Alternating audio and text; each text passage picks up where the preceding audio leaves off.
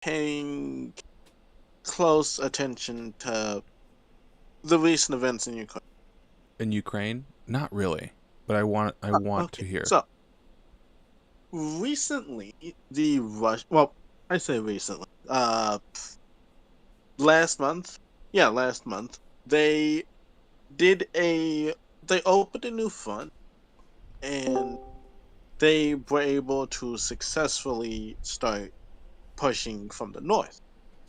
Now, you may ask yourself, how did they make like such gains with only a token force? And that's because the area that was supposed to be, reinforced with anti-tank trenches and whatnot, well, it turns out that someone used that all that money to just buy different shit and spend it on cocaine and hookers. Oh, so they Yeah. okay. So they spent So, the money that they were supposed to on the military. They spent it on cocaine and hookers. uh, okay, you have to understand. We're not talking about a few thousand. No, we're talking about millions of dollars that should have been used to shore up defenses. Yeah. And, like, the Russians, they literally just got in their vehicles and drove. That is a.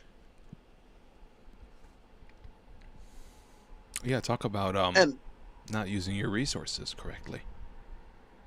yes, and hell, on the topic of roads, I'm sure you've experienced in the US the fact that, uh, you, you probably there's probably a few people who have lost teeth because of how bad the roads are. Yeah. Yeah. I agree, So, especially up north. oh, but no, you've not driven on our local roads. It every time my mom goes past this one Hardee's, it feels like she's about to lose a tire. Oh my goodness. Yeah. So whether we're talking over there in the east during a actual war, or in the west, in my specific instance, they said they're actually going to dedicate more resources to the roads. Hmm. Uh, it seems like we have an issue of money that's being generated because people are paying taxes. Like, there has been a mass incarceration for tax fraud, but the funds are being generated, but it seems like they're not being put to good use. Yeah. No. It does seem that way, and Uh, this applies to Ukraine too. They're using our tax dollars bad, also. yeah. Uh, what do you think should? What do you think is the appropriate punishment for failure to to use your resources allotted to you by the people correctly? I think reasonably you should take away or stop giving resources to these people. Uh, Honestly, I look at it like this: How do you look the at it? money should be traceable. Mm. Like, you pay, the government says, okay, everyone to give you, we need everyone to give X amount of money to keep the infrastructure running for till next year. Right. Which, that's fine. Huh? But when we have this situation of you you are generating about $40 million in taxes, and against all the school foods are, well, cardboard. The roads look like they've been shelled, and you don't even really do any public events, and the police are begging for new equipment. Where's all these funds going to? I wish we could track it. I wish we could know.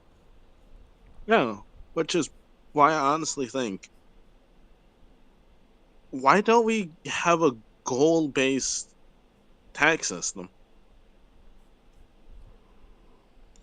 Gold or goal? Goal. Like, think of it as a crowdfunder where you go to your local city's app and, we need 100 million, or let's say $5,000 to redo this part of the local park, Right. and you just are putting money towards that. That's interesting. So you could choose where your taxes go, essentially? Yeah, That's an interesting idea. and sometimes it would just be better to let private companies do stuff. Like, instead of having the city work on fixing a street, let a construction company do it, and if they do it, and based off of their job, based off of how well they did it, that's a credit towards them. Yeah, and you're adding Like, value to, but that's already how it's done. Where these companies, they invite politicians to big dinners, big lunches. It's called lobbying. And they say, hey, you should give us that contract. With all those tax dollars that you're getting to fix the roads, you should give us that money. So they go to the politicians and they say, well, come on, I'll look at this big dinner. It's $1,000 a plate. I'll donate to your campaign. You just gotta scratch my back too. yes, That's already how it's done. It's a little bit more corrupt. corruption is a.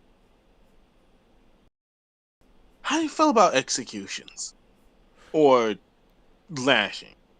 Executions and lashing. Okay, I know it sounds draconian, It sounds but extreme, yeah. Explain it to me. okay. What do you So have what's your idea? children are our greatest resource, because because if we because if they're failed, then that means if the next generation has failed, then that means the next generation is going to be even worse. Right.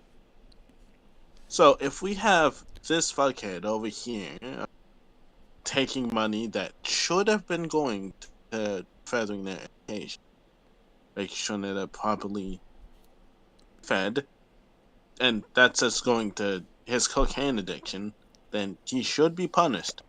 And yes, you could say the firing squad for taking money. It's too extreme. I will see that. But It's extreme, yeah. I agree. You think they should be publicly lashed though? yes, about like 10 lashings. Okay. That's reasonable.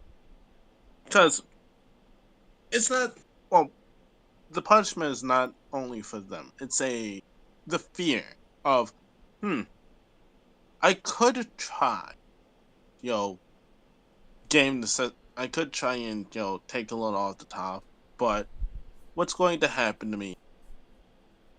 That's all. Yeah. Yeah. And people will want to avoid because they feel that they can get caught. But then you go into like enforcement of these laws and how if you're gonna lash someone, excuse me, if you're gonna lash someone, it needs to be done by the people that take care of law. But the problem is those people that take care of law, they can sometimes be just as corrupt. The police. Yeah. They can partake in the same lobbying that politicians do. Just because they are technically also politicians. They're voted in by the people to enforce laws. Yeah. You run into a lot of problems. And it's not to say that there isn't a solution. It's that it's a difficult solution. Yeah. How we do things. Yeah, I would agree. It is a bit on the very difficult side.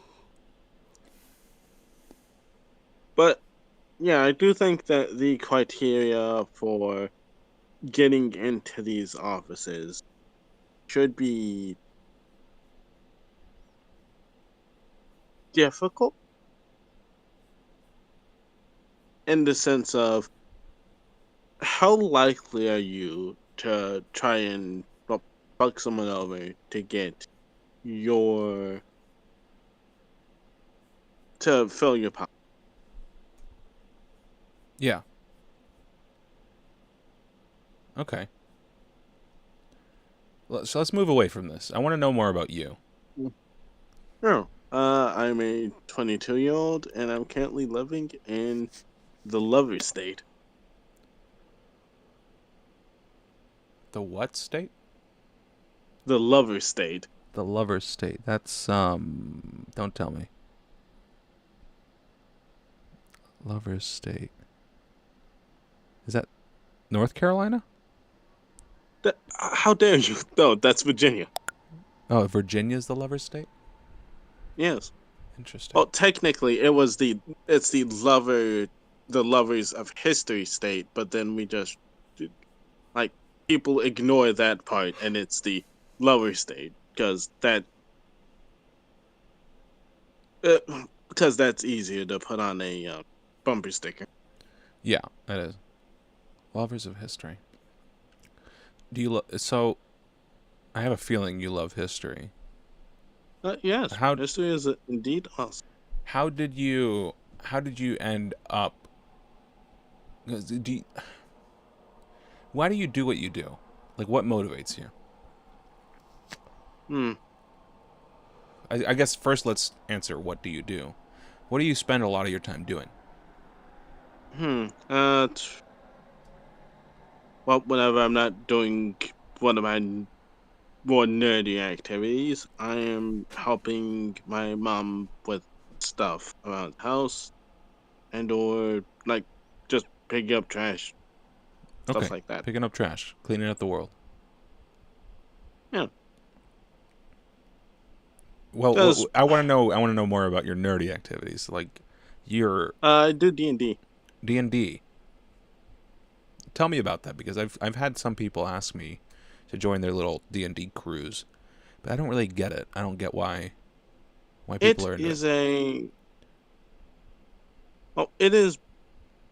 How does describe D&D? Um, well, it's one of those. Well, you see how the world is likes to pretend like it's a dumpster fire for like a good 90% of the game. So one of the ways to keep one's sanity is to like for maybe 2 or 3 hours.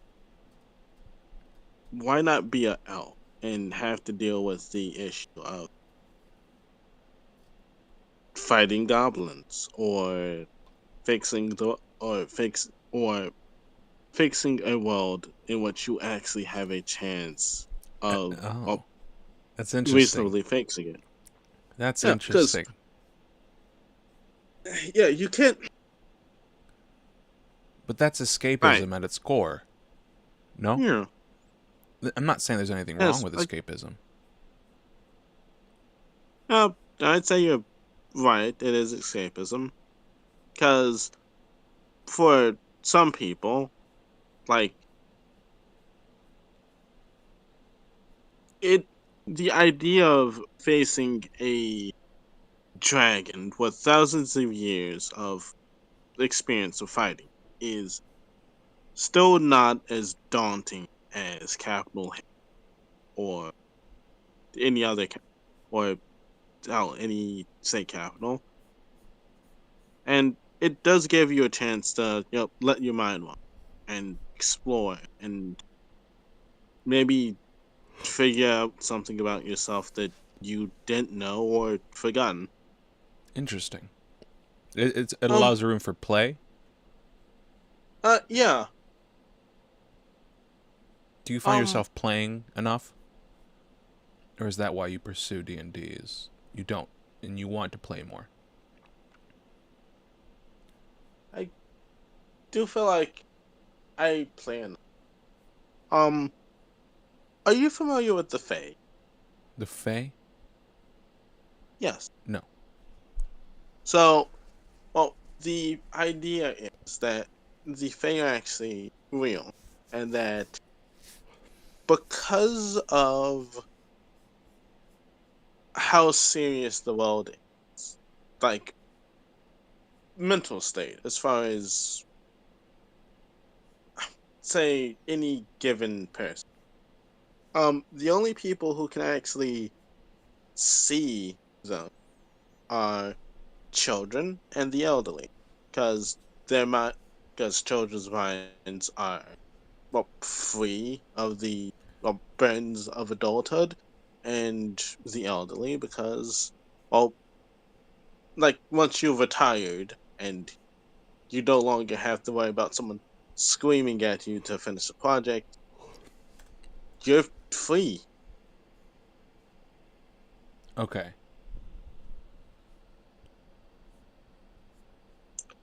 And it's the feeling of being free that allows you to see the Fae. Yes, the ability to laugh, joke, and genuinely be happy, which is something that some people lose when they become an adult. That's interesting.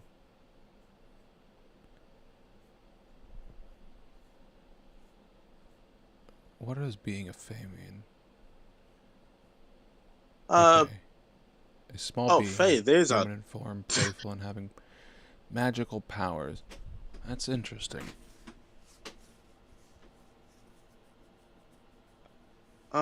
what's some stuff that you're interested in, or wh- why do you do what you do? I talk.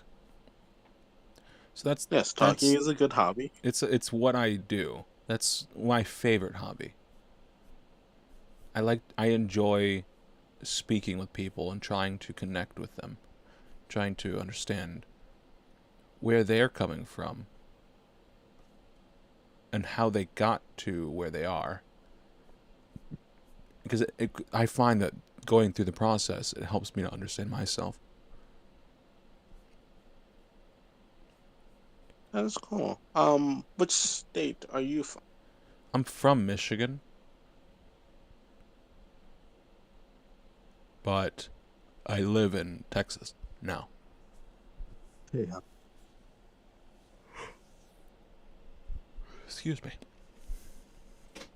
I live in Texas now, and it's a different world here. Cool. What brought you there? The chili or the horses? It's the comedy. I moved to Texas to Unexpected. become a comedian. Nice. Do you do stand up? Yeah,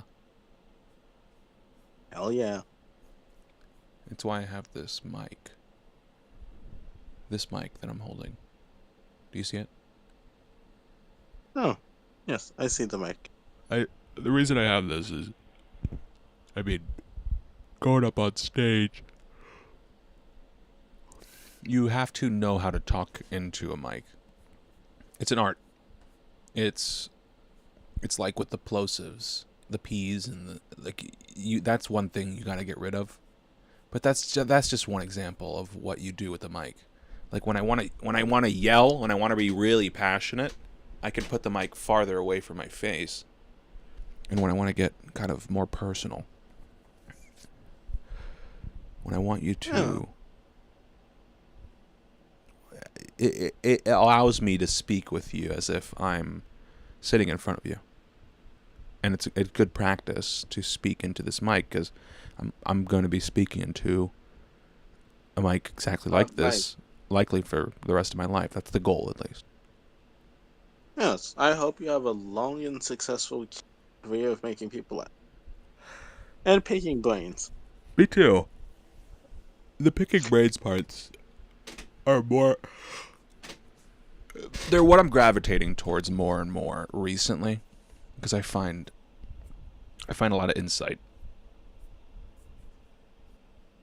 A lot of insight. Do you believe in God?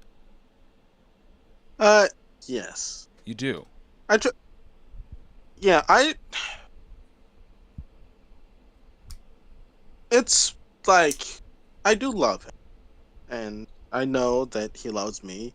I do some stuff that is a bit on the like dumb side from time to time, Who but doesn't? I try not.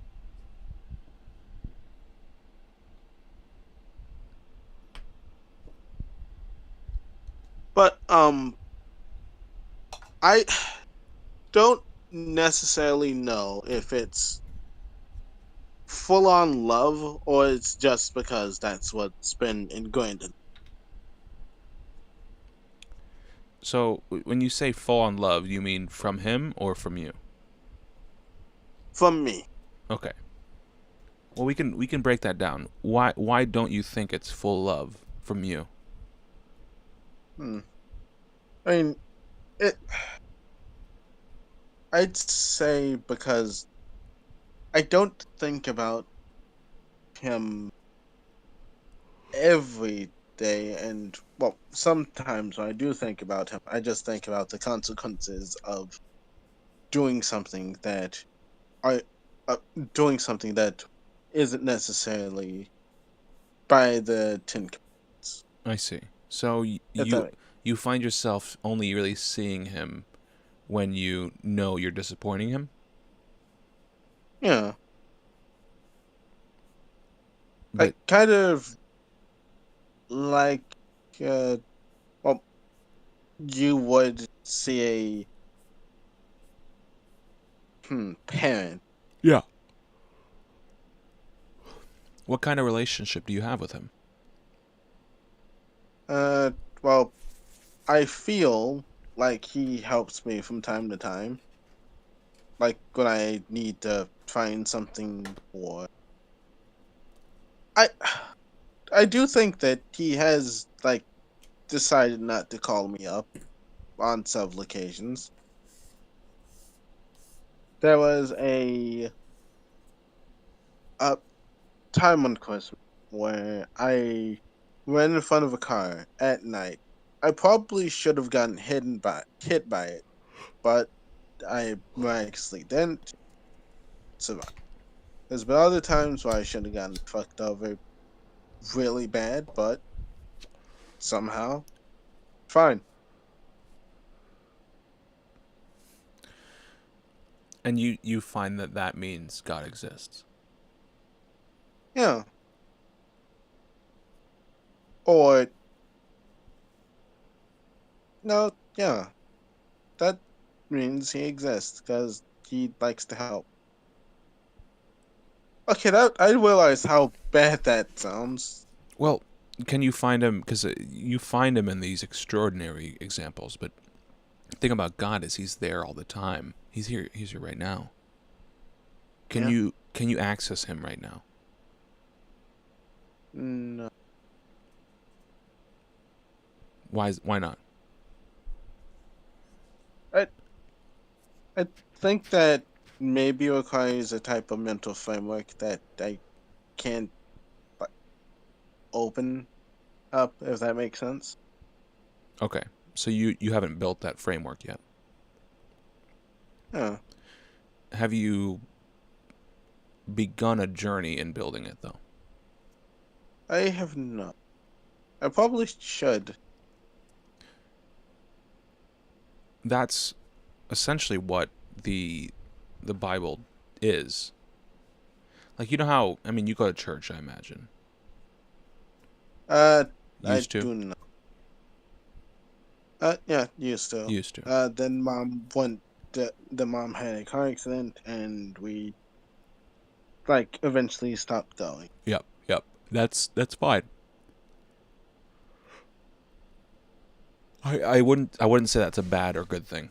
I think that it's just it's it's the reason I ask the question is not to ask you to go to church. It's to ask you what you got from church. Do you remember what you got from church?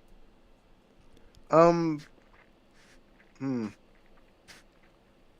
I do not actually. Now that you mention So did you get any answers to any questions. No. You just listen to the message, right? No. I mean, if it. This may sound weird, but I actually have learned, like, well, gotten a good framework. Well, learned, watched a few atheist videos, and then, well, looked at the actual reasoning behind that and realized, yeah, does, yeah, that makes sense. Hmm. So Like, where has that led you? hmm, to, he does exist. He comes when I need him, and I may do shit that isn't necessarily what he wants, but I am still one of his kids, and he loves me well. Loves me more than my own dad does, so, yeah. It's interesting. You say that he comes when you need him. What that really is it's he appears when you look for him, and you only ever look for him when you need him. Huh. And there's points in your life, like you literally right now, you can ask him to appear. And it may even be through a conversation with someone else, but he'll appear in that conversation. You just have to look for him. That's the beginning of the framework, is understanding he's always there. And there are points in our life, there's situations that we get into where we find it easier to find him for some reason. It's because we're really looking. And we're able to put aside everything and just try and find him. And it's those moments that we find him. But it can be all the time. It's a new way. And all that church really does, the reason I asked you if you went to church, if you listened, is that's all that church really is it's this guy who's gotten really good at finding God in everything, in the mundane, and looking for the lessons that he's trying to give, and then sharing those lessons with people. The pastor, he's doing a lot of the work that a lot of people just don't have the time for, and he's sharing his bounty with the world. But the goal isn't to only take the bounty of this pastor. It's to use the framework that the pastors built, and you can decode it through the stories that they tell. So use that framework to build a personal relationship with God. Yeah, that makes sense. It's something that everyone has already. Like, you already have a relationship with God. I would imagine, based on what you've told me, it's not as Developed. developed a relationship as you'd like it to be, but it's there. I, I'm going to be 100% honest. So I have thought about some of the stuff that's about my search engine before, and well, and like the thought came across my mind, just to ensure that I get into heaven, like just kill 1 or 2 pedophiles and see what happens. You have an interesting way of looking at things. No, I mean, like think about it like this: if you do some, okay, if you have committed a wrong, and then by making sure, and then by what's the best way of um by making sure that someone will never be hurt again, and even doing the proper prayers to try and well cleanse that person who was going to hurt someone else's soul, then you've done more positives than you've done wrong. Like as far as balancing stuff.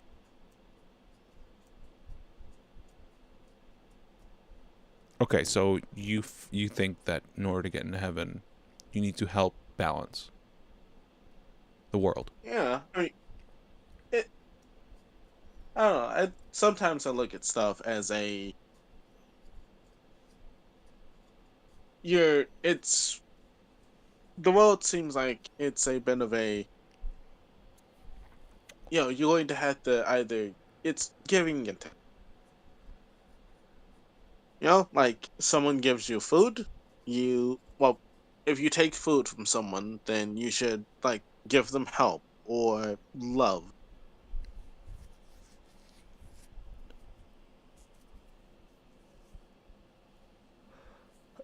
Don't you find it the world balances itself out anyway though? Yeah, but sometimes you have to give them a nut. You have to what? Sometimes you have to give them a nut. Like if you want change, then like normally there needs to be a catalyst, like voting or adopting a kid. Hmm. Yeah, like think about like let's say you had a bad child. You still have the wounds on your back today, but you see this kid that's homeless. Well, try to pick it up and pick them up and give them the love that you didn't get. So now, once they're off to college, they meet someone. Their kids are going to have so much love that's given to them, all because you gave that one person love. Huh. It's honorable. Yeah. But where does God fit in all this? Oh, he says you should love thy neighbor. So this is loving them.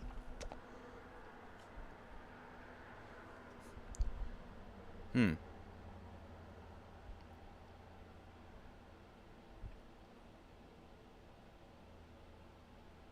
Yeah, it's loving them. How would you say your brain works? My brain what? How would you say your brain works? My brain works in mysterious ways. I would describe mine as like a lightning storm. Okay. Each idea or new sentence is a thunderbolt that just pops.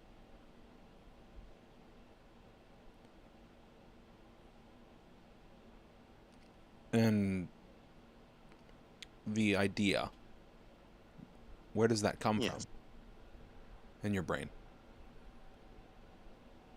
I'd say it comes from the storm. Where does the storm come from? I don't know. It's always been there. A storm sounds It's pretty chaotic. Would you say that your yes. mind is also chaotic? Yeah. It is very chaotic. One thing pops in, and then normally it's followed by another, and somehow it just works its way out. Huh. it may end up with me saying something stupid and getting blocked back, but then, or I may end up saying something that's intelligent. There's about a 50-50 chance of both. Well, everything there is you, even the stupid stuff. Do you Mm. embrace that part of you? Yes. From time to time, Why not embrace it all like, the time? I don't know. There, I was taught there's a time when I'm with my friends and it's time for just calling each other different names, and but also, being helpful to one another when it's needed. That's Do you have a cool. girlfriend? But no. Do you want one? Yeah. Say no. It's a trap. It's a trap. It's a trap. Don't do it. Well, he just said yeah, so he's trapped. Damn it. Well, I've been trapped. You've been trapped. live your best life. Discover archaeology, astronomy. Get passionate about life. Talk to relationships. I have this idea. I want to throw it out. I want to see what you think, Sage. I love your camera, by the way. Yes. Thank you for that so much. I'm going to throw this idea out, and y'all can decide how you want to respond to it. You can't. What's funny is you can't decide how you're going to feel about it, which I find hilarious, because you're just going to feel the way you feel about it. Anyway, the idea is, I think that the point of life for me is to make a woman happy. Just whatever. That's very Freud of you. Whatever woman it may be, that's the point of my life. It's just to make her happy. Codependency. And Freud. Codependency. That's what it sounds like. Oh, I hadn't read enough into Freud to know that, but thank you for living your life to make someone else happy. I mean, that's admirable, I suppose. Just well, it's not really, because with moderation. You got to understand, me making them happy makes me happy. Yeah, codependency. So I'm doing it for myself, which is selfish in a way. But if you could figure out a way. But is that a distraction for you deep down? Is that an escapism, in the sense that, like, do you neglect focusing on yourself and improving and growing and learning? Like, well, do you feel that's making them happy. Me growing and improving myself makes them happy too. Well, good. Then it sounds like a healthy situation. Yes, but the thing is, I don't see how it's ever unhealthy, unless you don't dig deep into every aspect of yourself.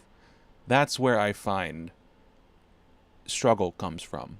Is there's a fine line between parasitic relationships and, like, codependency. Yeah, I guess it has to be mutual. It's like I think that the person that I want to give my life to should want to do the same to me, which is that would where be smart. Finding someone compatible is smart. But then it gets to, like, why doesn't I ask this sometimes, because I see some people don't live their life this way, but why doesn't everyone else live their life this way too? Of just trying to make another person happy, or everyone happy. Like, in a way, because everyone has different definitions, perspectives, and standards for what it means to make other people happy and yourself happy. They all have different focuses. My personal opinion that it kind of gets into, and this dips into morality, but I think there's a certain threshold of selfishness, right? Like, I don't believe in good and evil people, but I will say I do think there's a threshold of selfishness that people cross after a multitude of choices and a multitude of decisions and actions. And once they've crossed that threshold, they become apathetic, right? And once you become that apathetic towards others and things, life in general, you do whatever you can to fill the void or the pain, like stealing, cheating, whatever it might be. And then I would consider that like shitty and evil. That's just my personal perspective. That's my personal opinion. That's interesting. I can It's the still selfishness. It's balancing that you feel is the key. no. That's No? not. I'm sorry. I must not have communicated myself very well. That wasn't my point at all. My point was that you said you don't understand why other people don't see it your way and don't see. And I'm just explaining a different perspective. That I'm explaining my perspective Yeah. on that in general, but I still see their perspective. That's just what I personally believe, that people that don't want to serve others, they don't want that sacrifice, they don't want that Do you think that they don't want it or they don't see what the payoff is? I think there are 8 other reasons. I don't think it's just those 2 reasons. I think, like with the apathy thing, I think some of them could have gotten to the place where they just don't care because they're apathetic.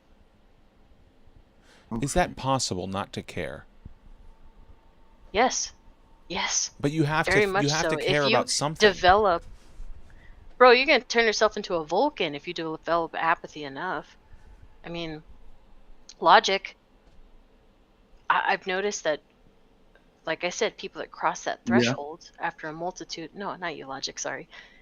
People that cross that threshold through so many choices, thoughts, whatever, because you develop your own character, Yeah. right, over time. That's what I believe.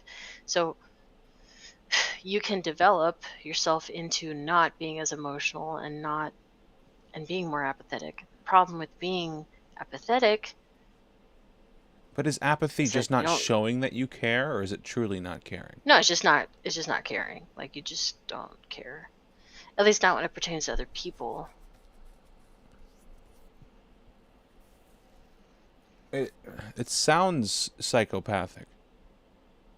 Psychopaths and what's the word?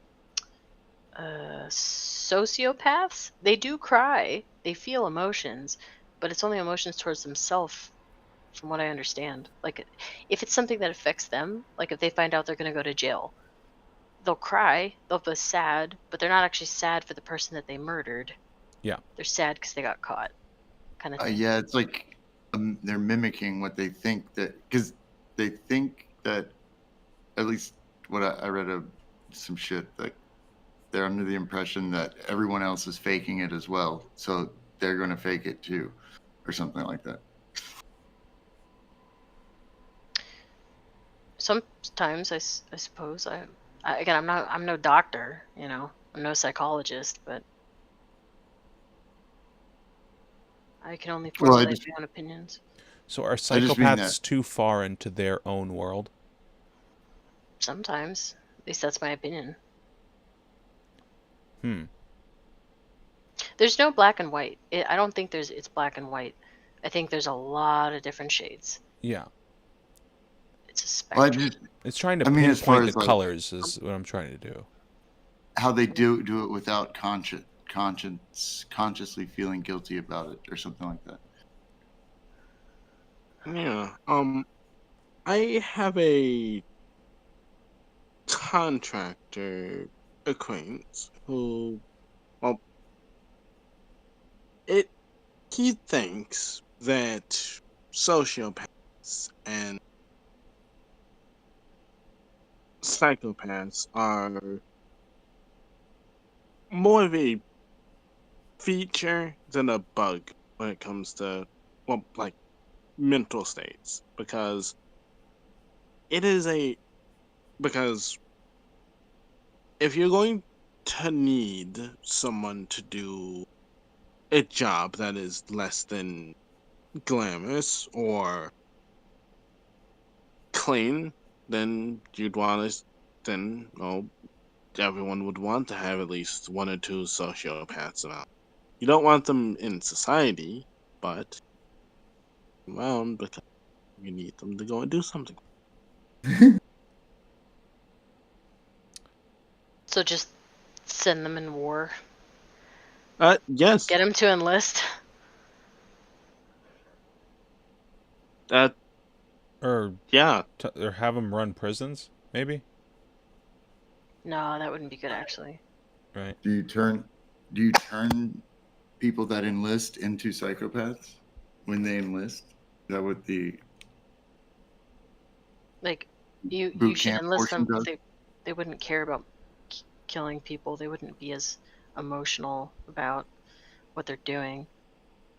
They'd probably Under- also be good for like CIA operations. I don't know about like a prison because you have to have some level of empathy at a prison. Otherwise, you got like corrupt prison guards and stuff. I don't know. I've never been to prison, so I have no idea. So do you think that everyone has like aspects of psychopathy in them? I personally believe everyone's capable of it. You can get to that point through choices, but that's just my opinion. Okay. And do you think it's something people should avoid?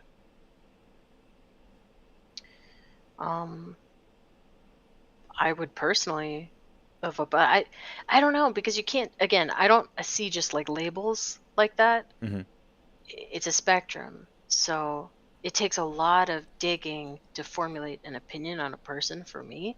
So I don't know if I would avoid that person, even if they have a diagnosis, even if they're diagnosed with BPD and all this other stuff, which I personally avoid just because of my personal experience with it. Okay.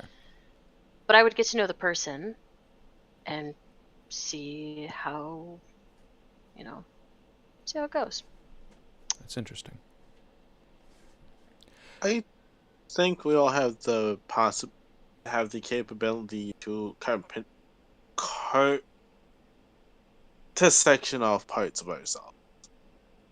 Like when you're like say a police officer and you have to question someone who is accused of something heinous. Well, you can't just go in there and beat him because emotionally. Well, that's what the read technique's for. No, you can't do it. No matter how tempting it is, you have No, to. you can use the read technique. That's totally legal. It's non-violent. What's that? The read technique is what investigators use when they are talking to a suspect during an investigation. So there's like certain stages to the read technique. It's a psychological technique that they use to interrogate. Huh.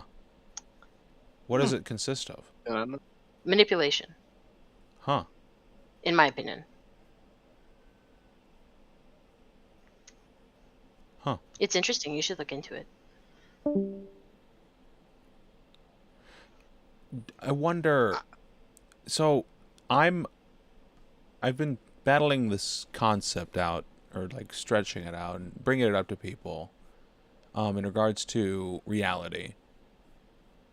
Just to get people's feel for it, because I'm under the impression that it's the Matrix. That there's this objective reality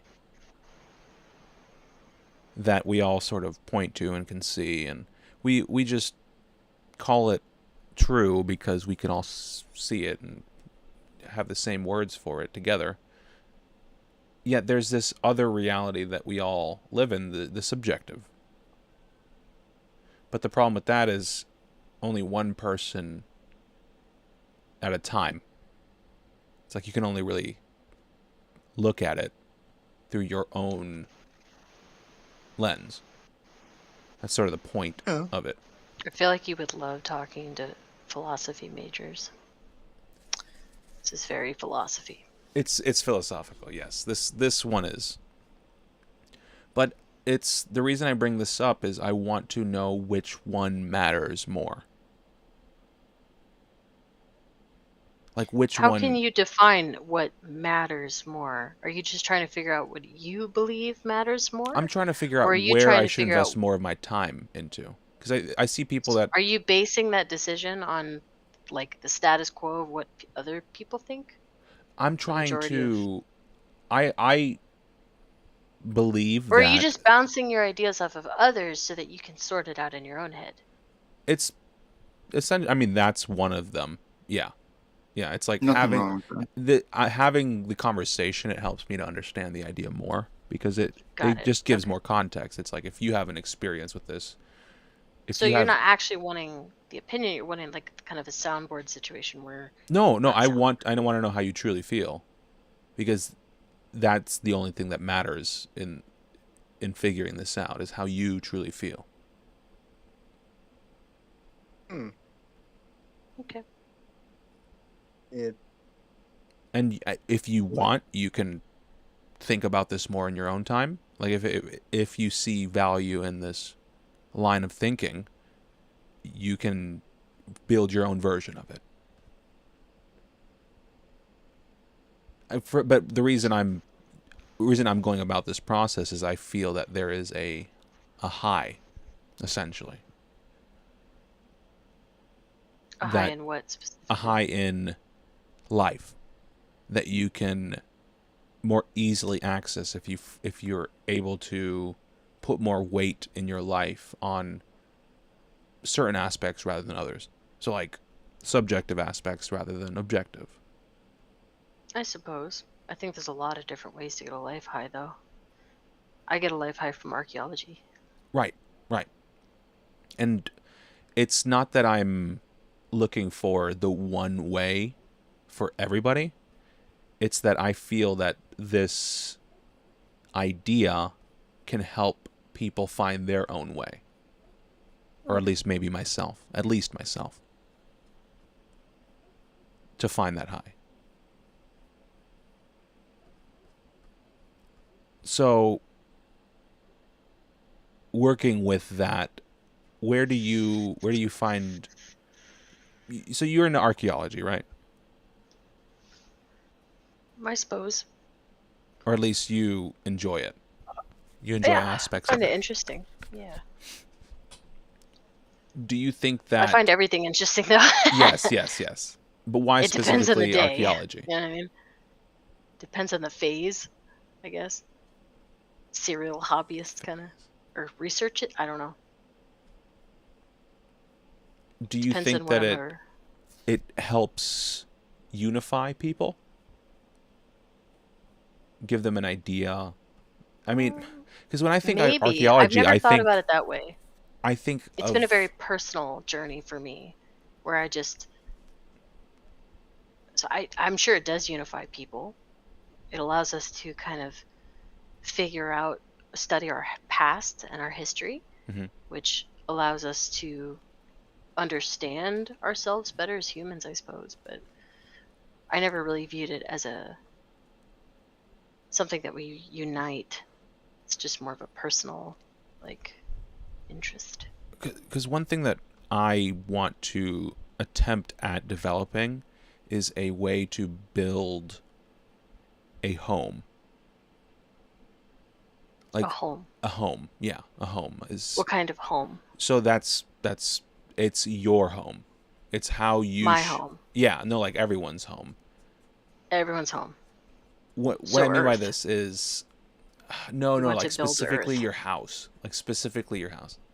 It was my house. Yeah. It's kind of already built. Yes, So- it's built.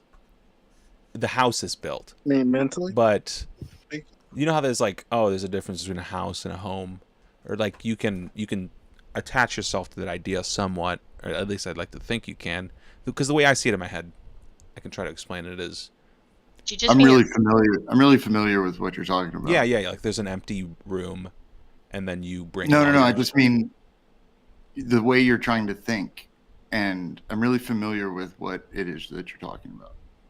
I'm a little bit confused, but I'm also extremely sleep deprived, and so I mean, when I think of house, I think of an analogy that I use for emotions and for people.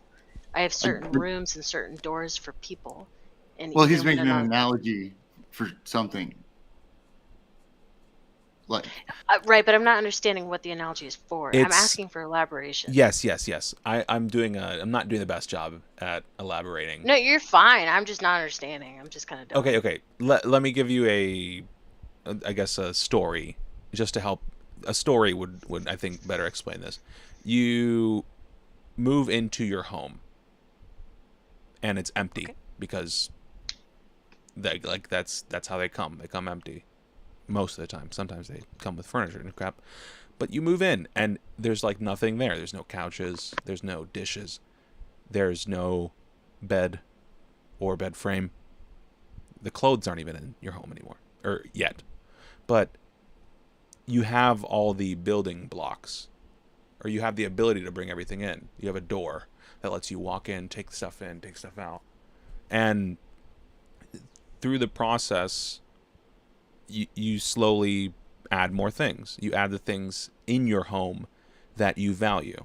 So if you like to watch movies, you put a big TV. So you're just building yourself, or you're trying to help others build themselves.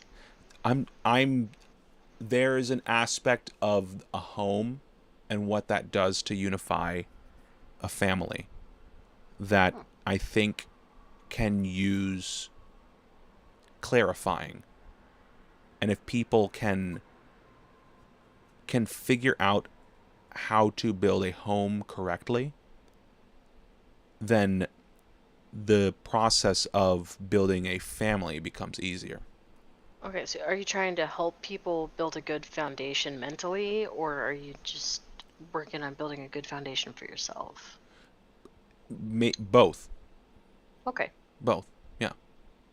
I'm going through the process of understanding how to build a home with the hopes of sharing my understanding with people. Well, I don't know. I don't think there's just one way to build a good foundation, though.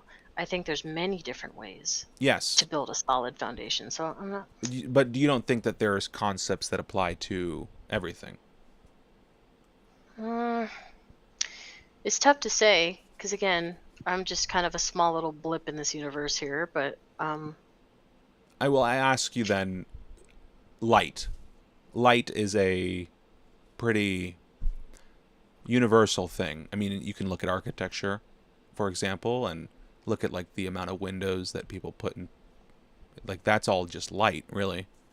It's like how do we want this area, this space to be lit? I like dark spaces. Yes, and there's a power in less light, because I mean, in a dark space, a candle is going to stand out more than in a brightly lit place. So it's never Isn't light really an additive? Like, isn't It's- darkness just the absence? Or no, wait, light is the abs. Wait, I'm too tired. without light. There's nothing, essentially. Without light, yeah, like so, like darkness is the default. It's the default, and I think it's interesting that the first thing that was done in the Bible was like they added light. That was like the first update. It was funny. So like I'm not religious, but I recently bought the Bible, Torah, all of these religious texts, and I read it from like Genesis to Revelation, right? Whoa. And in Genesis, it mentions like the heroes of old, the renowned, like the Nephilim or Titans or whatever you want to call them. Huh. And then I read the Epic of Gilgamesh afterwards, which is like one of the oldest novels that we've ever been able to like successfully reconstruct from clay tablets. And I was like, holy shit! One of the heroes of old is mentioned in Genesis. What the fuck? King Gilgamesh. Because he. Huh. That's The cool. Epic of. Have you read? I haven't. No. I I'm haven't. gonna stop rambling. No. It's. Okay. I like that you bring that up. I think it is. uh, Go ahead. Utnam Pishtim from the Flood Tablet. I compare Noah and Utnam Pishtim a lot because they're the oldest Dude, stories. okay. Have you read the Epic of Gilgamesh? Logic. He just left for some reason. I'm sure. Damn. I had a question for him. I'm sure he'll be. I back. performed. They made me perform that when I was. Really? Okay. Incudus.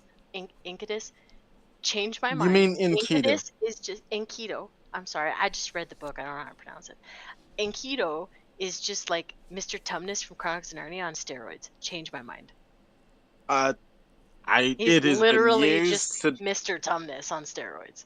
Okay, it has been years since I had like thought about that, and from what I do know of that specific type of lore, that it is Like like he's described as a fawn with hooves, furry legs, horns. satyr, Yeah, he's like a satyr, and it's just interesting. It's like he's basically just like a horny, steroided Mr. Tumnus. regular satyr. Yeah. What So- is your favorite culture? Sorry, Oh, Culture. answer that question. That's yeah, ancient culture. Who's that for? You? Me. Ooh. Okay, I have a few. Now, are we talking current existing cultures? Ancient. Ancient. Fuck Okay. current Okay. cultures. So, Hurrian is really interesting to me. Hurrian. So the oldest song that we've ever been able to successfully reconstruct is called the Hurrian hymn, which is an extinct language, and the Hurrian culture was very interesting because they were artistic, intelligent. They had a lot of similar things that I feel like ancient Greece had, and I don't know. It's just there's a lot of different cultures that. Oh, and Pictish, definitely Pictish, because so as you know, Scotland is made up of the four main groups, which is Gaelic, Irish, Angles, English, Vikings, Norway, and the Picts, which were the natives to Scotland, right? Well, there are hieroglyphs we still don't understand in Pictish because everyone's dead that used to speak Pictish. So there's all of this cool stuff left over in rocks from these tribes of Pictish, red-headed, bearded, blue-painted shenanigans. It's great. It's fascinating. Ancient world. Yes. I'm a Stone Roman. Age. You like the Romans?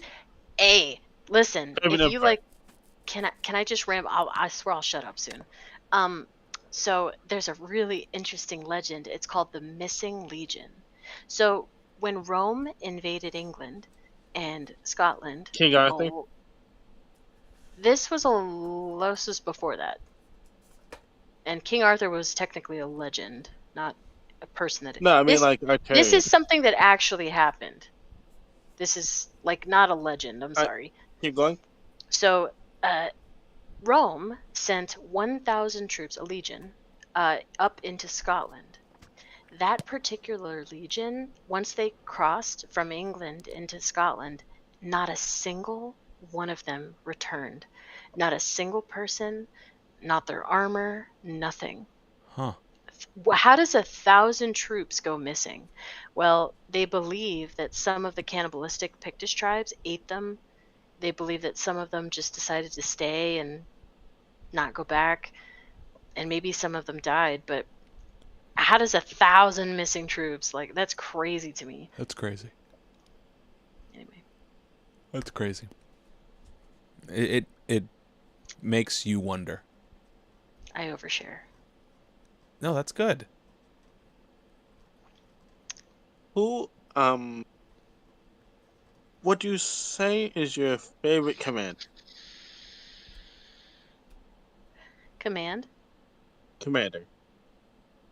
Commander. Ooh. Yes. Is this with Rome? Just overall military commander. My favorite military commander. Ooh. Well, there is one that I like, but he's in the Navy, so it's not technically military. He's Navy, but military. Armed I mean, if we're forces. talking about Rome, Marcus Aurelius, that's pretty cool. I will say something that is very sad is that you don't hear more people talking about the guy whose nickname is Restorer of the World. That's a cool name. Yeah, but history has a way of being rewritten. You know what I mean? Was he that great? That's the I question. mean,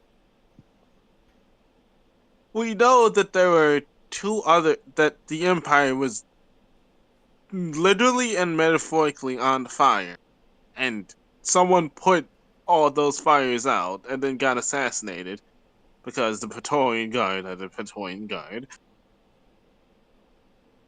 But, like, I don't know, that eats at you. Like, someone could. Can I ask an off-topic question, Benjamin? You Sure. don't have to answer this. Are you religious? Am I religious? Were you grown? Let me rephrase Yeah, that yeah, question. I did. I was raised religious. Okay, that was my question. Okay. I was also raised extremely religious. Okay. It's interesting you asked that because I believe that is what built this framework. I suspect that's why I asked. I was kind of like, I wonder if he's getting at the framework of the. Yeah. Okay. That was my next question. Well, I actually suspected that way earlier when you mentioned it. I was like, is he talking about theology? I think he is. But I just want to be sure. in a way, I always am. That's fair. Honestly, I very much agree with a lot of the thing is I wouldn't call myself a Christian Mhm. just because I'm not entirely sure. I'm more agnostic. I'm not, but I definitely have theological reservations. Like I have these times where I'm wondering, am I living the right way? Am I fucked if I'm not living the right way? You know what I mean? Yeah. Like is everything I'm doing doomed if I'm not doing things that way? Well, you know what's interesting? You started talking, and I think you mentioned morality as part of like one of the things you were talking about. It's like this may be encroaching on morality, is I think how you phrased it. And once you start talking about that, it is also theology that you're talking about. Well, not necessarily, because you can have morals without believing in any deity. Yes, I agree, without believing in any of them, but it's that you could believe in societal standards of morality, and that could have nothing to do with so God this or is theology. this is where they're two separate categories. This is where I disagree. Well, okay, in your personal, but just by definition, I mean, if you take classes on it, they're completely different subjects. You know what I mean? Like They're completely different classes. But I do agree with you when you say you personally believe that they are entwined. A lot of people do entwine them, and a lot of people entwine religion and state, religion and morality, religion and it's entwined in. I think that religion is a biological reaction.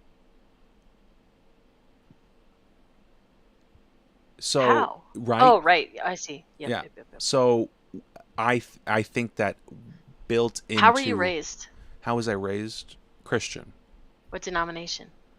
I went Baptist for like maybe from 5, How 6. Baptist? Are we talking like jean skirt Baptist?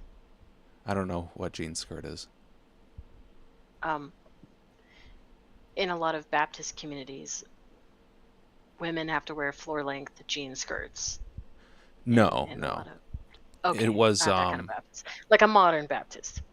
Yeah, it was in a Baptist church in Michigan. Kind of like Okay. I don't know how to explain. Like non-denominational Baptist. Yeah. I'd say that's right. Yeah. Yeah. Non-denominational Baptist. Yeah, that's how we were raised too. I was having this conversation with Tal before you joined about church, and I'd asked him like his. I don't even want to discuss this. I've literally been seeking 5 different therapists this month just to discuss like my theological reservations. So I'm like, oh no. Well, you don't want to talk about it? It sounds like you do if you're looking for therapy. I'm going through a quarter-life crisis concerning this topic, so I don't really want to get. Okay, that's fair. Quarter-life crisis. Yeah, quarter-life crisis. I'm in my 30s, but I feel like I'm going through like this. Am I fucked if I'm not like doing the right? I don't know. So I've got a lot of questions right now, so I'm kind of confused. I had this conversation that led me to believe in a biological religion, essentially. And it's that we all feel bad when we hurt someone. Not And that necessarily. It depends on how you're raised. it depends on how you're I've raised, seen it a big depends on how you difference. define someone, and it depends on how you define bad. But you're talking about the default of children. Yes, like the default is we all have this I like don't know, because there's a lot of people that debate children really are just a blank slate, and it's how they're raised that what they believe in, good or bad. it's But not even just children, it's like animals too. It's we all have this way that we structure living with other organisms that some animals are pretty horrible. I mean, there's polyamorous animals, yeah, there's yeah. monogamous animals. But There's, horrible there it's at the end of the day all animals want to keep living. Like they want to continue life, and it's either not male widows. Not male widows. not male widows. What do you mean? Because black widows, like, when they fuck and they procreate, she eats the dude. Right. You know what I mean? I think that's praying mantis. But he knows. Oh, Black black widows. widows. They eat their partner. But a mantis does too, I believe. No, but I Black don't. widows, they'll eat That's their sort of partner. talking about the same thing. They are technically still continuing life. It's after they mate. So Right. So, but they know they're gonna die. That's the crazy part. Like they know she's gonna eat them. yeah, but they want to live so bad So they that they're- sacrifice their life that they're so willing that to die children for it. can Yeah. live on. Yeah. Yeah. It's like that's built into every living thing is just the want to continue. Either Actually, a lot of animals that do that. It's really concerning. yeah. Well, it's not concerning. It's just natural. It's nature. There's a lot of different aspects of nature. I mean, there's a lot of different dynamics Yeah. with procreation. Yeah. I Yeah. agree. Nature Anyway, I don't like that. I don't like that anyway. we were diving into it, and we'd come to some sort of conclusion about. So, are you still Christian? Am I I'm still sorry. Christian? I have No. questions. Well, Yeah. sort So of. you're like agnostic? It's like I think that the Bible is just another way of defining the same God that every religion finds their own way of attempting to define. Well, I mean, he did say, "I am that I am." You know what I mean? Yeah. Oh, You know, like Wait, this you're is a one thing I like to macrotheist. point at. Love songs that hit top charts. Those are as religious as the Bible. It's just they don't go as deep. They're able to strike a chord within people that for some reason everyone is able, and I say everyone. So you're just not saying that emotions is? I mean, emotions. What? I guess I don't understand. It's like love songs. They do this thing of letting you understand that what you're feeling, other people feel too. And the Bible, I would say, does the same thing. It lets you understand that what you're feeling, other people feel too. And I mean, there's a lot of people- people that would debate the whole purpose of the Bible at the time, or certain books, was to control the masses at the time and Yeah. make them feel certain things. yeah. I agree. And the Bible and the way humans have grown, it ends up that way just because it does. I mean, I say just because it does because I don't want to put a bad or good label on what ended up happening with the Bible. It's just the way it ended up because of the hands that touched it, and we Are your had no parents real. still married? Sorry, You don't have to answer this, but are your parents still married? my parents no. Which one is the religious one? My mom. I didn't really know my dad. Got it. So your mom, does she nag you? Oh my goodness. I bet she sends you scripture texts. She sends me like the little, you know what she does? She sends me Instagram reels but Did she not send you the- not Yes, religious. Yeah, like the Facebook video. Not religious though. She doesn't send me religious reels. She sends me religious reels sometimes, but most of the time it's like conspiracy-ish / like how like interesting things about like how to do things differently in your life than how you might have originally thought. Like she sent me this. Here's a good example. So she doesn't send you anything that's overly heavy with religion. She just sends you things to kind of like guide your morality a little bit. Yeah, I would say. And sometimes she sends me stuff like, "Oh, your mother did this to you, and you should thank her for that." Like those kinds of things. Because when she sees them, she obviously thinks of me. That she wouldn't have sent me it if she hadn't. I just find it funny that some of these videos remind her of me sometimes, because I don't feel that I am represented in the character that the video portrays, but for some reason it does to her. Moms are the best. I love my mom so much. They do their best. You should text your mom and tell her that you love her. I do that I don't text. I call. But I don't call off. I don't call enough. I'll tell you that. Like I have her as my home screen, my beautiful mother. But I don't call her enough. Aw. I don't know, it's my lock screen. But I don't call her enough. I should Damn, call her bring it to the more. mouth. Well, tomorrow I'm gonna You go should- downstairs and hug mine. That's a good idea. Aw, do it. Do it. Say, oh. Hey, tell your mom that Sage says thank you. I'm glad Tal is here. That's good. Tell her I said hi. I'm glad that Okay, Tal's here too, I'll- and I thank your mom for that. Yes, you know what? I thank your mom too, Sage.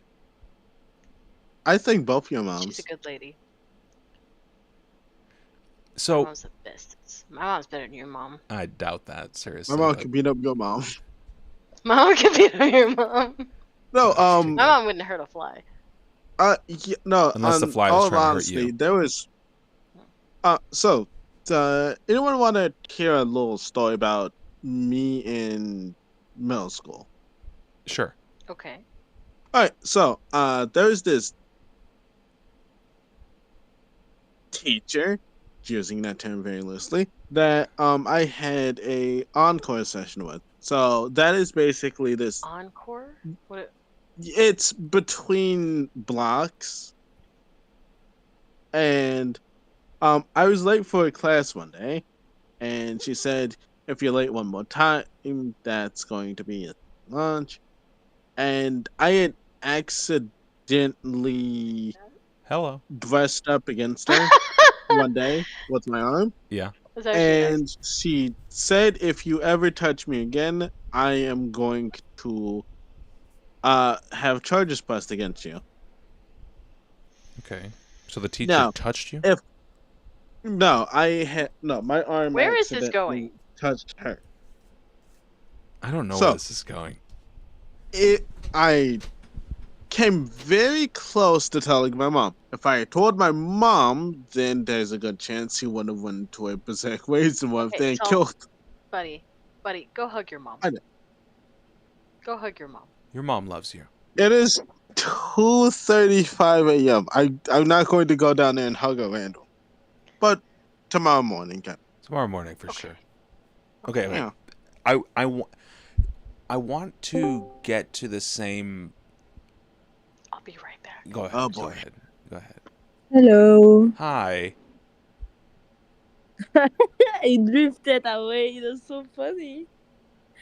Just floated away. Yeah. Yeah.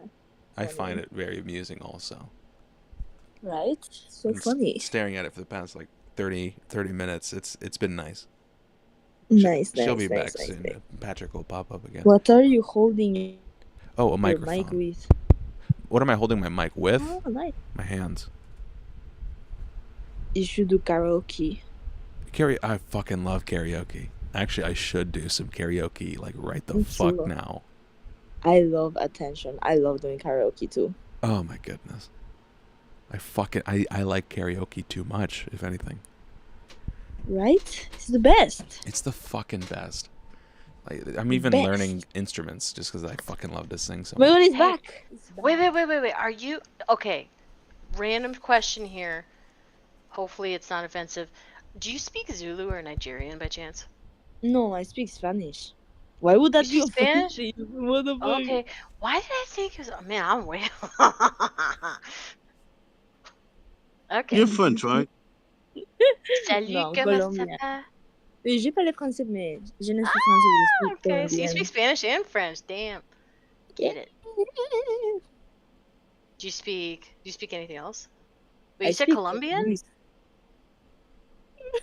You do not have a Colombian is- Colombian accent. right? No, we have What a lot the of fuck? accents here. Everyone sounds different. You sound. I hear the French. You Yeah, definitely sound I hear French. that. Yeah. Oh, what? It's really more Spanish accent. It's just because my accent is from the coast. It's very strong too. Ah, I see. Okay. Because I have Colombian friends, and they sound very different. So it's just interesting. I love guessing where like people are from based on their accent, and usually I'm pretty good at it. Now I feel embarrassed at this point. All the No, my Colombians I accent know is only really speak Spanish. Yeah. No, but it's very confusing. It's very confusing.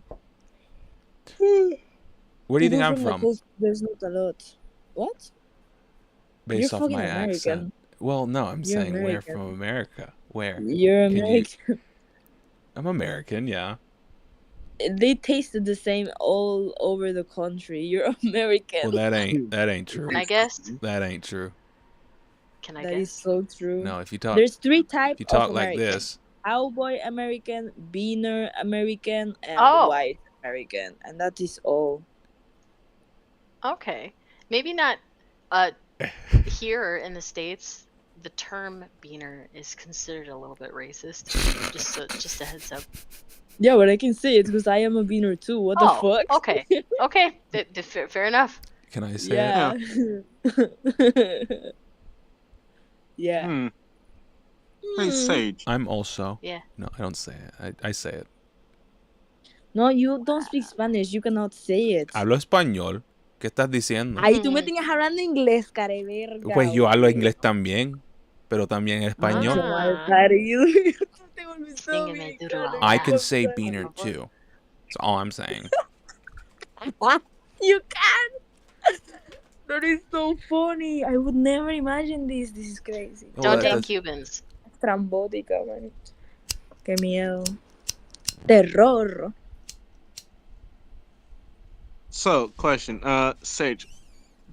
Yeah. Let's say you were going to make some. A baby.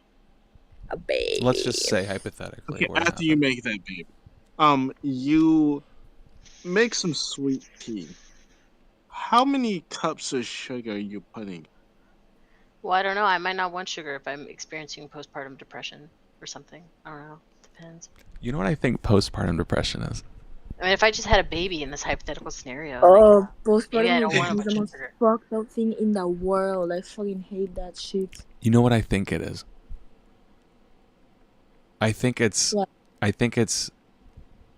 like the Freedom being over. no the fall down of like the high. I think What? here's an interesting thought experiment. No, it has been proven. Like it's an actual chemical thing. That Yeah, happens with it some is. It's pregnancies. a Like for chemical example, Oh yeah, okay. And chemicals. hyperemesis gravidarium. Like that is an actual chemical thing. Like Okay. It's just weird that it does that. Anyway, no, I see where you're going, and I get it. But it was actually proven. It was like a chemical. that's cool. Yeah, That's for cool. me it makes total sense. Because your the way they hormones are describe out it of was- whack. Right, and it's a fucking thing trapped to your body, sucking the life out of you. Of course, it's going to fuck you up somehow. It's not like- sucking the life. Technically, the cells. I mean, if anything, it's the sperm multiplying on its own, really, because the cells multiply very rapidly. Yeah, girl, but like it sucks off you. You know, like the umbilical cord sucks off your nerve. This is why pregnant women are so No, it- hungry all the it- time. Like, the no, baby just sucks everything. everything. The oxygen is just being recycled through the umbilical cord. The actual. I mean, yeah, it takes a little nutrients, but It takes a lot So, of you, you know. what do you guys think about Pregnancy this? is hard. Just because there's women here, I can actually like ask them or like see what they think. But you know Hmm. how the end of the male reproductive cycle is just us just us with in our seed doing our thing. yep. Yeah, What's the end of the female reproductive cycle? there's none. Uh, Literally, you know. no, Oh, there that's is so some. So interesting. like when after a female has an orgasm, there is a lot of fluid. There is a lot of liquid there, but it's just like, you know, just normal, like vagina wall Well, fluid, I'm not vagina talking juice. about the sex It's part. more I'm of the saying the ending, whole like cycle. The whole cycle is childbirth. No, what? Oh, we're not talking No, about Okay. because no, I'm women talking don't about the stop like whole one reproductive semester. cycle. Okay, here's how it works. There is actually, can I draw a diagram? Can I draw a Not picture? as Patrick. Can you? No. I'm gonna take it off. I'll take it off for a minute. Okay. Hold on. Wait. Hold on. Don't tell him. We're gonna like. Hold on. It's gonna be education time. Where's my pencil? I need to find a pencil. Oh, Dude, there it but is. you wanna know something also that is very fucked up? Like women don't feel this guilt that some men feel after they come, and also porn addiction and masturbation addiction. Like I think masturbation addiction does not exist for women, but it does for men for some reason. You know, Because we're like we can dopamine jerk driven, off. and Yeah, we women can. are Yeah, serotonin women driven. too. Yeah. Oh my god, I didn't know that. Well, Yeah, like that's like the hormone at play in the majority for women versus the hormone That's at play fucked in the up. majority of Cause men. like also for me, like I feel weird. Like some women have this thing which they feel sad when their nipples get touched, and they say it's because they don't have a baby, and like when the nipple gets stimulated, they don't have a baby, so they get sad. Like I generally get fucking sad when my nipples are touched. I don't know why. That's weird. So weird. I Yeah, have a right. very But similar experience. So when my nipples get, or when it's very common for when boobs get touched, it actually affects you hormonally, right? It yeah, what the releases certain fuck? chemicals in your brain. So with every woman, it's different. So some get like sexually aroused, many get sexually aroused, many get feel different things. Like I It do is get possible to feel aroused, but depressed. after I come, I just get sad. You know, like it does arouse me, but saddens me at the same time. And then after the orgasm, it just makes me sad, like just flat out sad.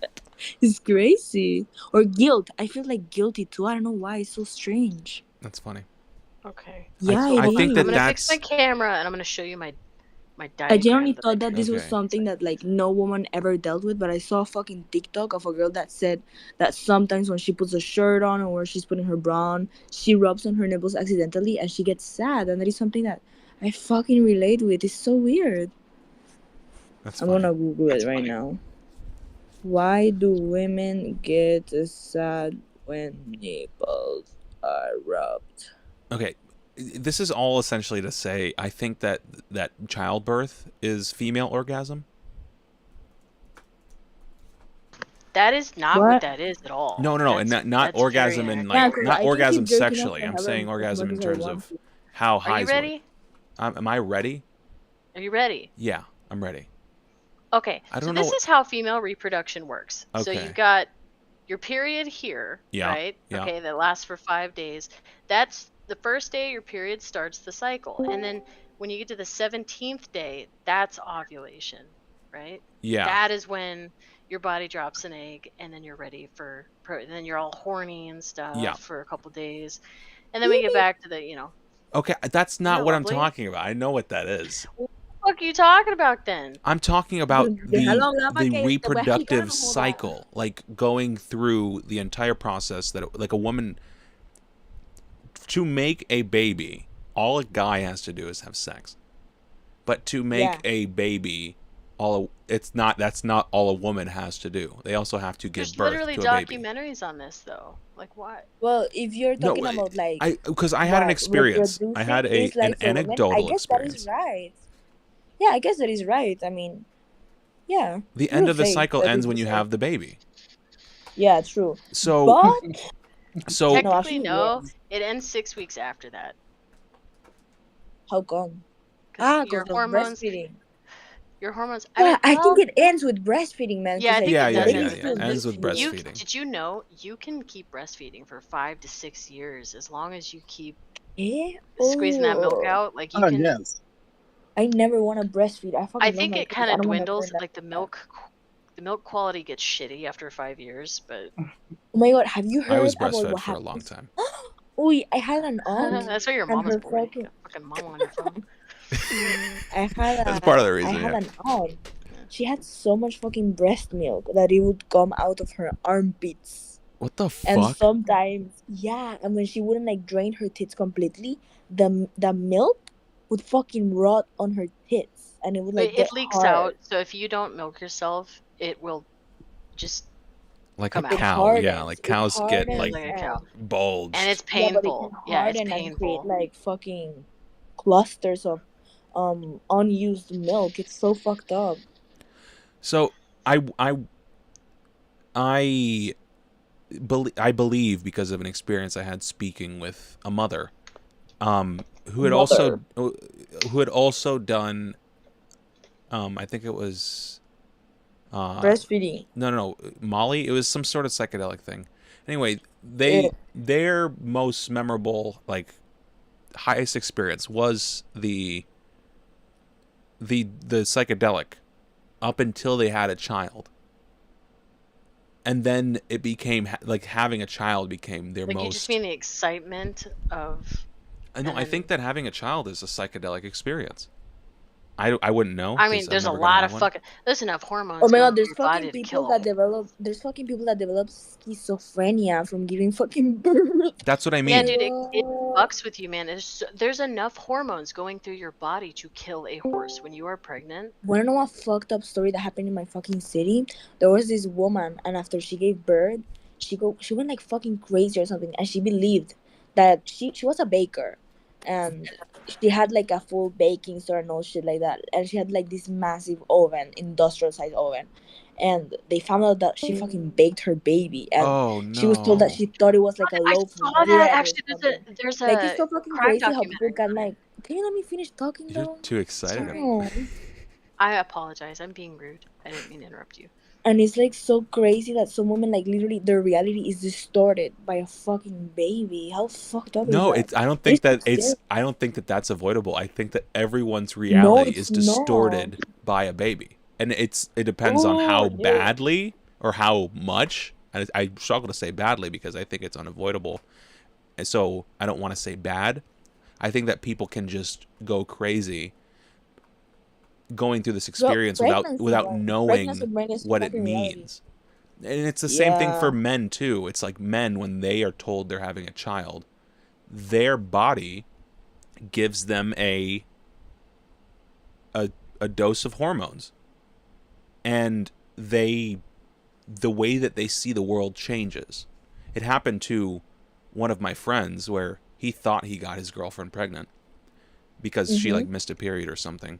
It turned out no, she wasn't pregnant, but to him, she got pregnant.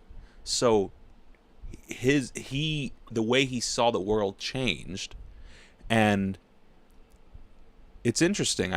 After that, we became closer friends because a lot of what I talk about is I think that the point of life is to have kids. I think that that's the point of life for every living thing. So it's not just. I think that's not true. No, and I don't think it's. It's a very Freud way of thinking, like procreation. Yeah, it minded. fucking is. I mean, No, which well, is not wrong. It's just it's not. Freud believed everything was based on procreation, and that was nature's Well, I mean, longing and no, purpose. Freud Yeah, did I not think so believe that too. the point I of life think I was to agree with this procreate. Freud guy. He thought that was it was our sex. instinct, Everything is but not our purpose. He thought it was our instinct, but not our purpose. That's wrong. Well, that's sort of. I think that the instinct is where God lies. Oh no, I disagree with that. I genuinely don't think that God created us to like contaminate the whole planet with our existence. I think that God created I think that God is just life itself. Wasn't that the first commandment? Go and fill the earth. Wait, go and your populate logic doesn't make sense because how would God create us only for that if He gave us a brain? It's not create. because I don't think that God is a being. I think that God is life itself. Yeah, of course. I mean, God is what is around us. We are not God. We are the child of God. But God is what is around No, us. It's not we an are actual like God. We thing. are God because we're living. No, we are the child of God. Are you your child? No, it's I think we not. have pieces of God in us in a way. Yeah, exactly. Because But we are growing on like it's God seeing itself. life and knowing that we can, like, knowing that we're alive. Every living thing knows they're alive. Yeah. That's not But- true. That Actually, that it needs to be true. bacteria is alive and it doesn't know it's alive. It doesn't Well, I want mean, to to continue life. self-awareness. But does can bacteria happen with want to li- continue life? Yeah, exactly. Like by instinct, if you want to still pursue, even if But it it's just doesn't an know it's instinct, alive. that means that But you are it wanting to being aware continue of life living. Means that is you have its a knowing is not at the same level as ours, but it knows it's But alive just because Yeah. it You wants should to have told continue that to life. the Instincts. dodos. Say it again. It has instincts that make it so that he wants to stay alive. That's why it's aware of its own existence. You should have told that to the dodos. The dodos wanted to live. Well, the They dodos just are they You Did just they? fucking they did want to live. they want to live. They just were too delicious. I want to taste one It's so that they fucking just bad. didn't work in our world. It's like they didn't evolve to the times correctly. I think it's like the most stupid like extinction ever because it was so predictable. People Like, knew that they okay, were dying. You say that, but we're talking about something that tastes better than chicken. Like, Yeah, How do you exactly. know? Like it could have been commercialized so fucking much. Imagine Chicken 2.0. That sounds like it could make so much money. We gotta bring back the dodo. hey, somehow. Yeah, right. Uh, I think They're it's finding a out there way. somewhere. They're literally right now. They're actually literally Jurassic Parking a woolly mammoth. Yeah, I heard about That is that. so They fucking they true. That's developed crazy. so they made basically a giant womb like incubator, and they found a way to clone the DNA of this woolly mammoth they found, and they're starting the project. It won't be ready for a long time, but in the next 8 years, not only there's two interesting upcoming projects that I've been keeping, three actually, I've been keeping an eye on. One is them cloning this woolly mammoth. Now that we have the technology. Two, in the next 8 years, there is a company called BrainBridge, and they have been developing technology to literally do brain transplants. It's Whoa. like a full head transplant. Whoa. It takes micro lasers, and they are able to like resever, so they're going to see if maybe it works. But supposedly Imagine. in the next 8 years it might be possible. And imagine you combine the two, and you take the DNA of a human and clone them, and then But the thing is, the head might reject the body, like just like when you get a kidney. no. But if you're it's your on medication the your rest of your life. clone, how could it reject the? Oh yeah, Yeah, that's what I'm like the saying. movie The Island. Have you ever seen the movie No, The I Island? haven't. It's where Yes. so a bunch of people were on this island in this facility, and they thought that And it's moving. basically all these people, they didn't know that they were all clones for really rich people. And whenever a Interesting. rich person would die or something would happen, they would have the clone killed and harvest the organs and put it into the rich person, Huh? and then the rich person could live Yummy. on with a matching kidney or a matching heart. Yeah. That's so crazy. Like, interesting. how often do you need a fucking kidney? That's such a weird, unnecessary shit to do. Well, because we put our kidney through shit. Right. The problem with cloning is that it would be the same age that you are if you clone yourself at the time of which you're like born. So the clone would be the same age as you, so the cells would be, so if you're 70 and you get a new kidney from your clone, it would still have the cells of a 70-year-old. Yeah. Also, But- like these are usually There's used for, they're like, when you have figuring cancer out or some ways to shit, that other reverse guy is that also kind gonna of get aging, cancer. though. Stem cell Yeah. research. or just stop Santa. aging altogether. That's also another option. What? Yeah.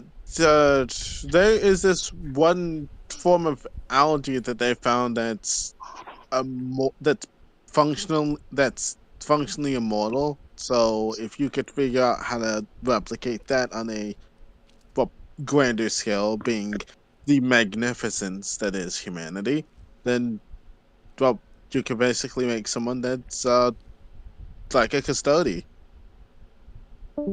That'd be nice. I would like that. Yes, So Pepperoni. I guess to go back to the morality thing.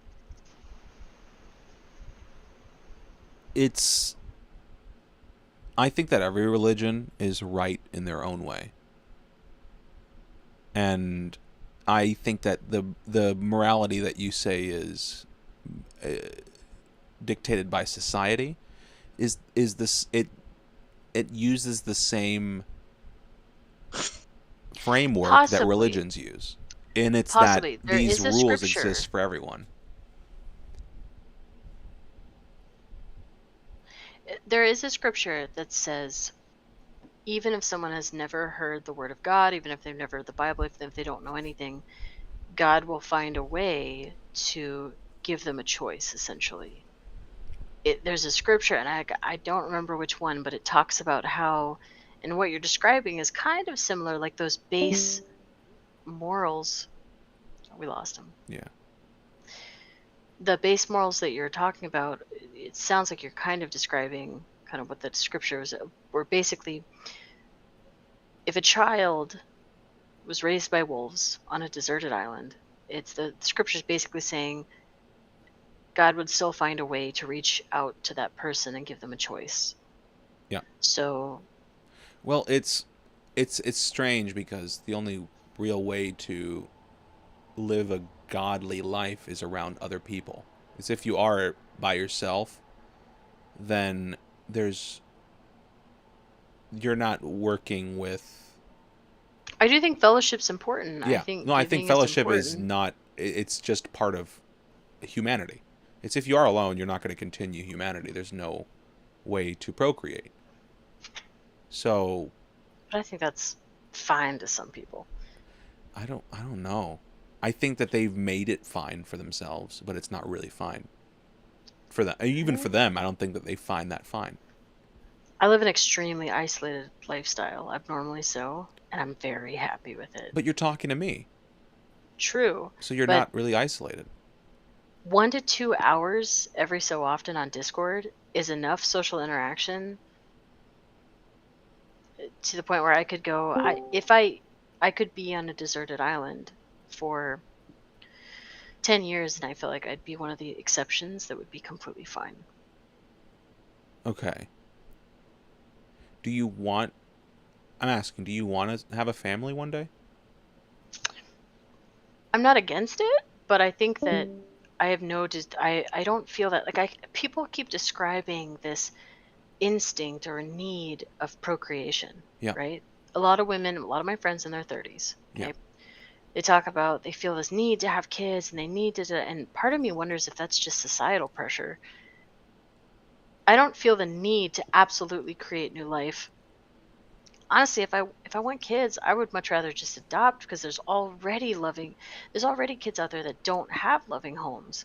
Why would I bring new life into the world when there's already life here Yeah. that needs a parent? It doesn't make sense to me. So I've never felt that need of, I need to procreate, I need to have kids, da da da da. Okay. But do you think that?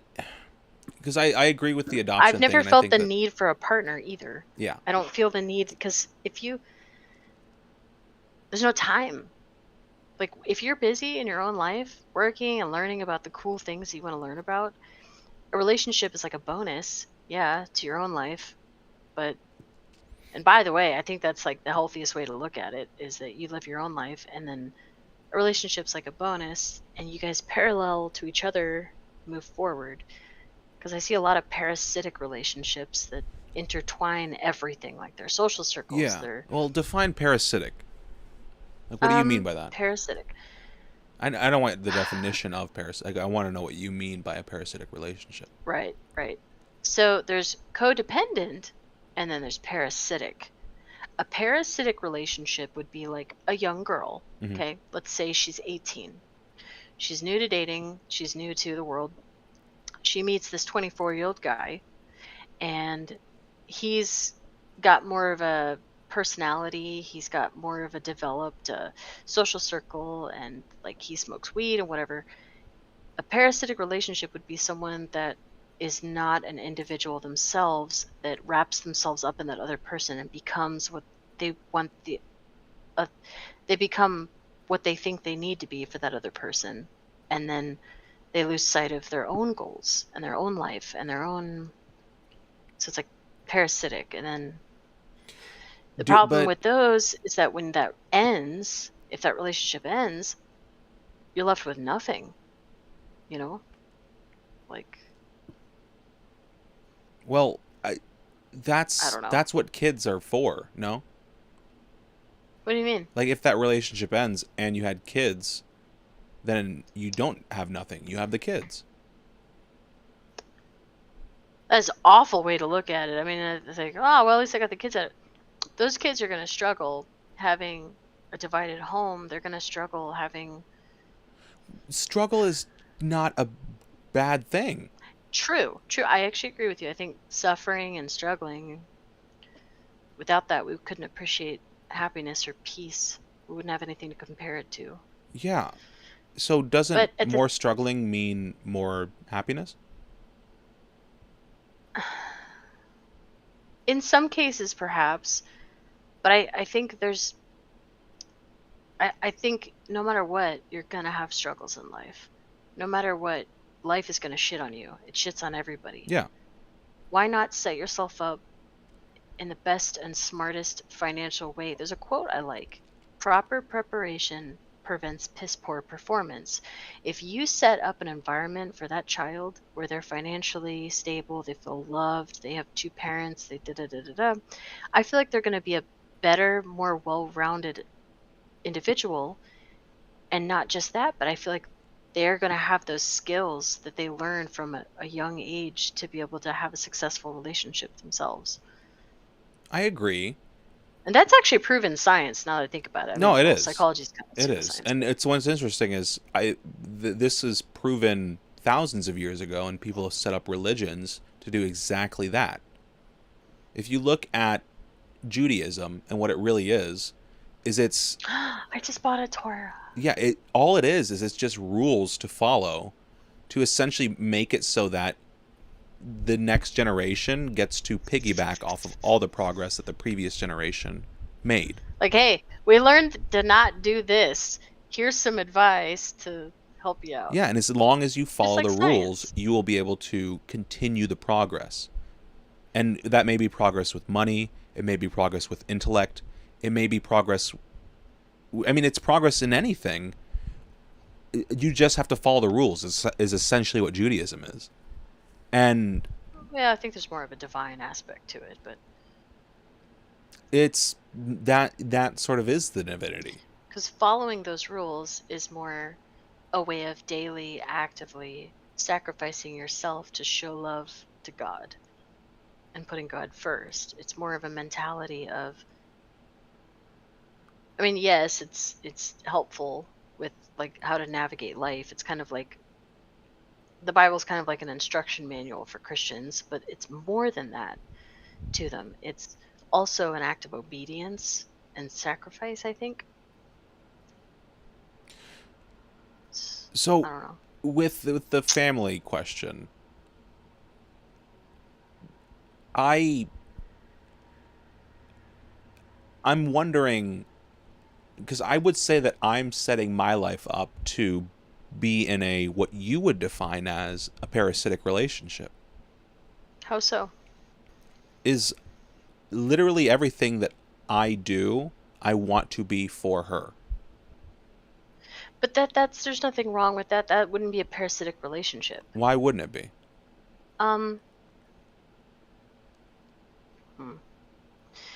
I think there. Well, I suppose there's a fine line, right? But what's the fine line? Is the person's happiness? This is just my perspective. Yeah. Okay, but I'm going to give you my perspective on this whole thing. Yeah. Well, your perspective is I the only one that believe- matters in this. I don't think my perspective matters, but I believe that you should know who you are, though, and have your own character and the things that you want. Now, if you can look someone in the face and tell them that you have genuinely explored all of the aspects, and you are sure that that is how the kind of person that you want to be and how you want to live your life, and that you want to live it being there for someone else and being there like the savior complex or whatever you call it, that's fine. That's your prerogative. You can absolutely do that your way, and there's risks to everything in life, and there's choices to everything. And there's nothing necessarily wrong with that. But just be sure that you've explored other lines of thinking and you know who you are as a person. Yeah. Because everybody's a new can of worm, and every perspective has cons to it. You know what I mean? Yeah. So living a codependent lifestyle does have a lot of cons to it. But if that's what you love and that's what makes you happy, that's wonderful.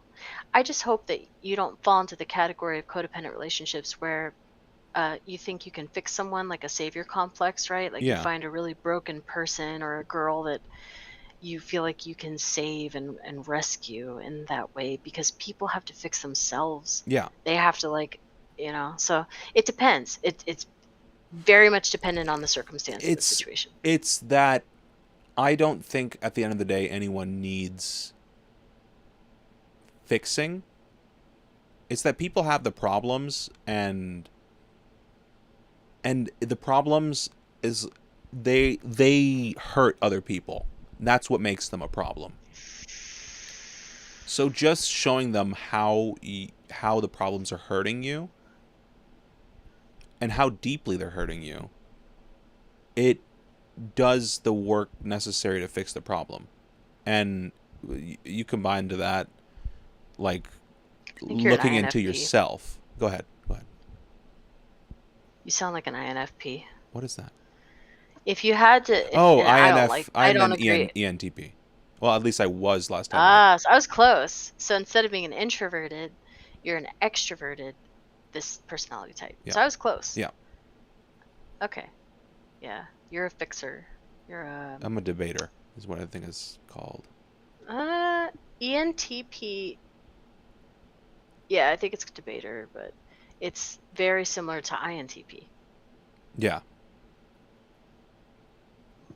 I forget why I'm But the extroverted sometimes. INTP. Well, because No, 'cause it's sort of, I think it's a paradox too, because I don't think it's Well, you possible said yourself. You already said why you're an extrovert. You already said that. You said you think connection and community is important, which implies you feel recharged or you feel good being around others. And you know what I mean? Well, it's part of it is I don't know if it's for me or not. Like, I don't know if everything that I'm doing is just to please me.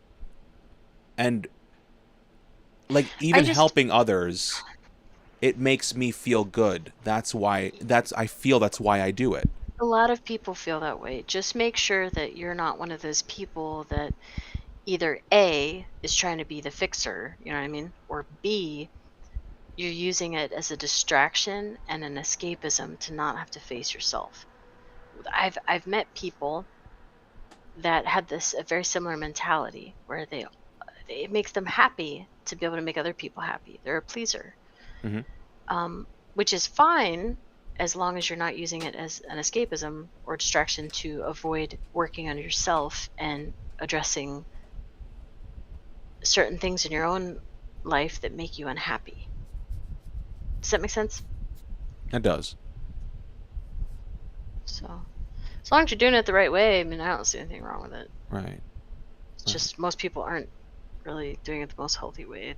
That, again, I'm not a psychologist, but what's up, Zanzabo? Zanzabo, I feel like I've spoken with you before. Zanzabo. You probably have. Am I coming through? Is my mic working well? It is. Yeah. Okay, thank you. I appreciate that. And I appreciate the advice you were leading to. Sage, am I saying it right? Yeah.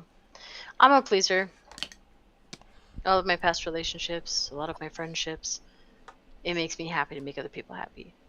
Hell, that's why I went to school for nursing, because I just wanted a profession where I could make people happy, help people. I think a lot of people are that way. I think do But you think again, everyone's that way? maybe, maybe. It could be a I, default or a majority. I think it's kind of like what Mencius would teach, that like the people are inherently good, right? That if you see it's about to fall down a well or get ran over by a wagon, was the allegory he used. Your initial reaction is to, at the very least, yell for them to stop or to back away, or the extreme of running in there and helping them out. That's like our natural morality, to want to help each other survive. Yeah. Maybe I should have taken a philosophy class in college. Well, like the natural, we were talking about this. That is God, the natural morality.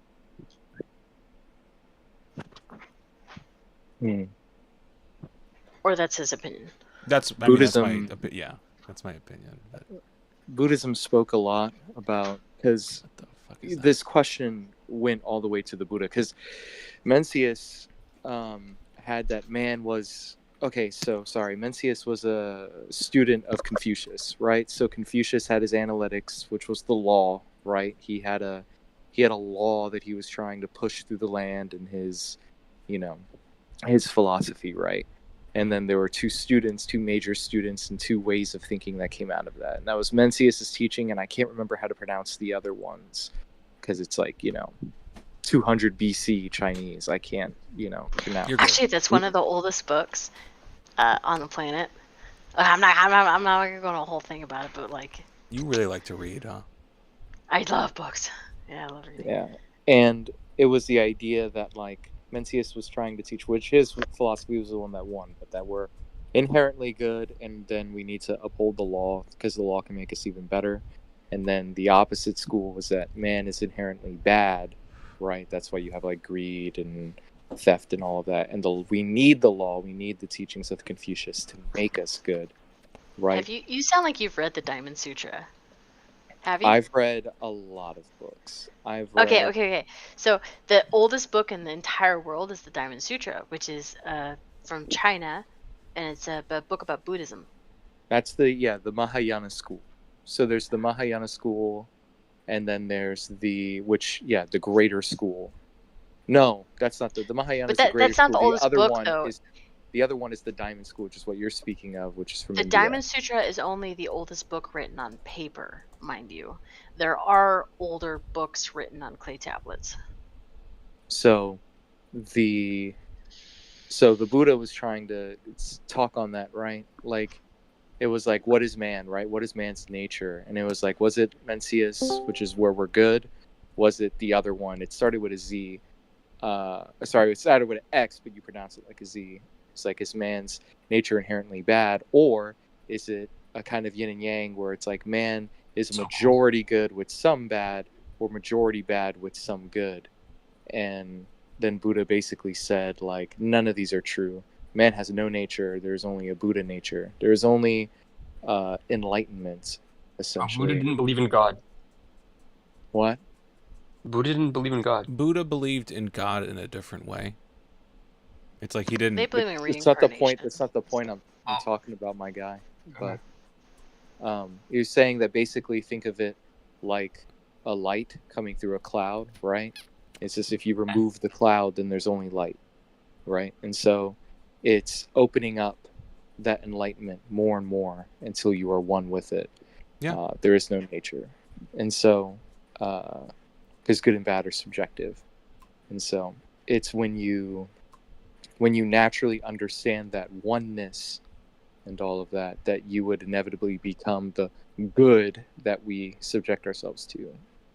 I mean, weren't you talking about that oneness? I mean, I thought enlightenment was more that peace of mind.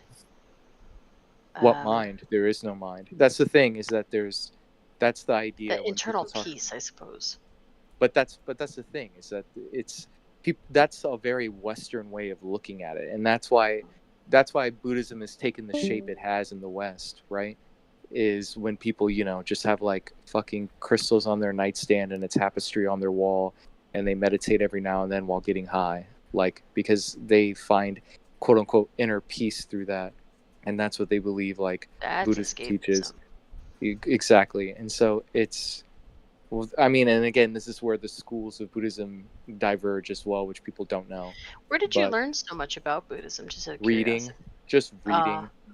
I took a long time of my life where I just did nothing but like look at every major religion and Me read. too. Oh my god. So I just bought Sutra, I bought Torah, bought the Bible. I read through. I still have a book of Moses to read. But I read Genesis to Revelation, and then and I have not yet. I read highly, Sutra. highly recommend that you read. Just here's my thing. This is what I was gonna say was read. It's great that you want to read the major text, but there's a lot of the essentials of books that really help. It's an expert's take on the major points. Like, for example, the essentials of the Zohar, the I essentials want to of formulate the my own Upanishads. opinion, Yeah, though. yeah. I don't want bullet points. I get that, but to take the time to read, I mean, if you have the time to read through, because like, I it's, don't for trust- example, like, It's so hard for me to trust some books written by people because their opinions jade my thinking. I Yeah. read That's purposely why I don't read. I purposely read books that are for, against, both in and out of the circle, i.e. Yeah, people that who are you're doing it the esoteric. safe way. Then Yeah, people who are esoteric of it and are for and against it, and or people who are outside of it that are for and against it, and that's what I do for each faith. that's so- good. I think that's important to do because I like, even the main texts themselves, they were still written by humans. You know what I mean? But Yeah. as long as you're, again, finding yourself, knowing who you are as a person, doing that research, making that effort, you won't be in a parasitic relationship. Because you'll know who you are, and what you believe, and what you want to be in life, and why. Do you think it's The possible idea- to be for? Yeah, I guess that's the question that I'm trying to answer. Is it possible to be for another person? Yeah, I think it is. As long as you're not using it as escapism to escape Right. having to research yourself, Yeah. and as long as you're not doing the whole fix it, like, I can fix them Yeah. thing. It's interesting. Because I've noticed there's a lot of dudes, again, just my own observations. Yeah, let's hear There's it. a lot of guys with that I'm gonna fix her with my dick kind of mentality, and not just like, with their dick, but they got that fix it, like, oh, she needs help. That's She's like a in guy thing financial in general. It's just to fix things. damsel in distress kind of thing. Like, Yeah. it's So you've read a lot. Have you read this one book that I've read, like that I've actually read. It's A Conspiracy of Dunces. I have not. Okay. It's one of my favorite books. Well, I say that it's my favorite book only because it's the only book I've really read.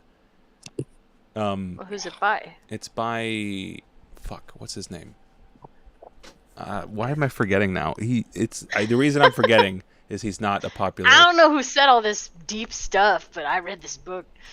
It's Yeah. not even. It's deep-ish. Conspiracy. When you were Hi, talking about Penguin. of Dunces. Sorry.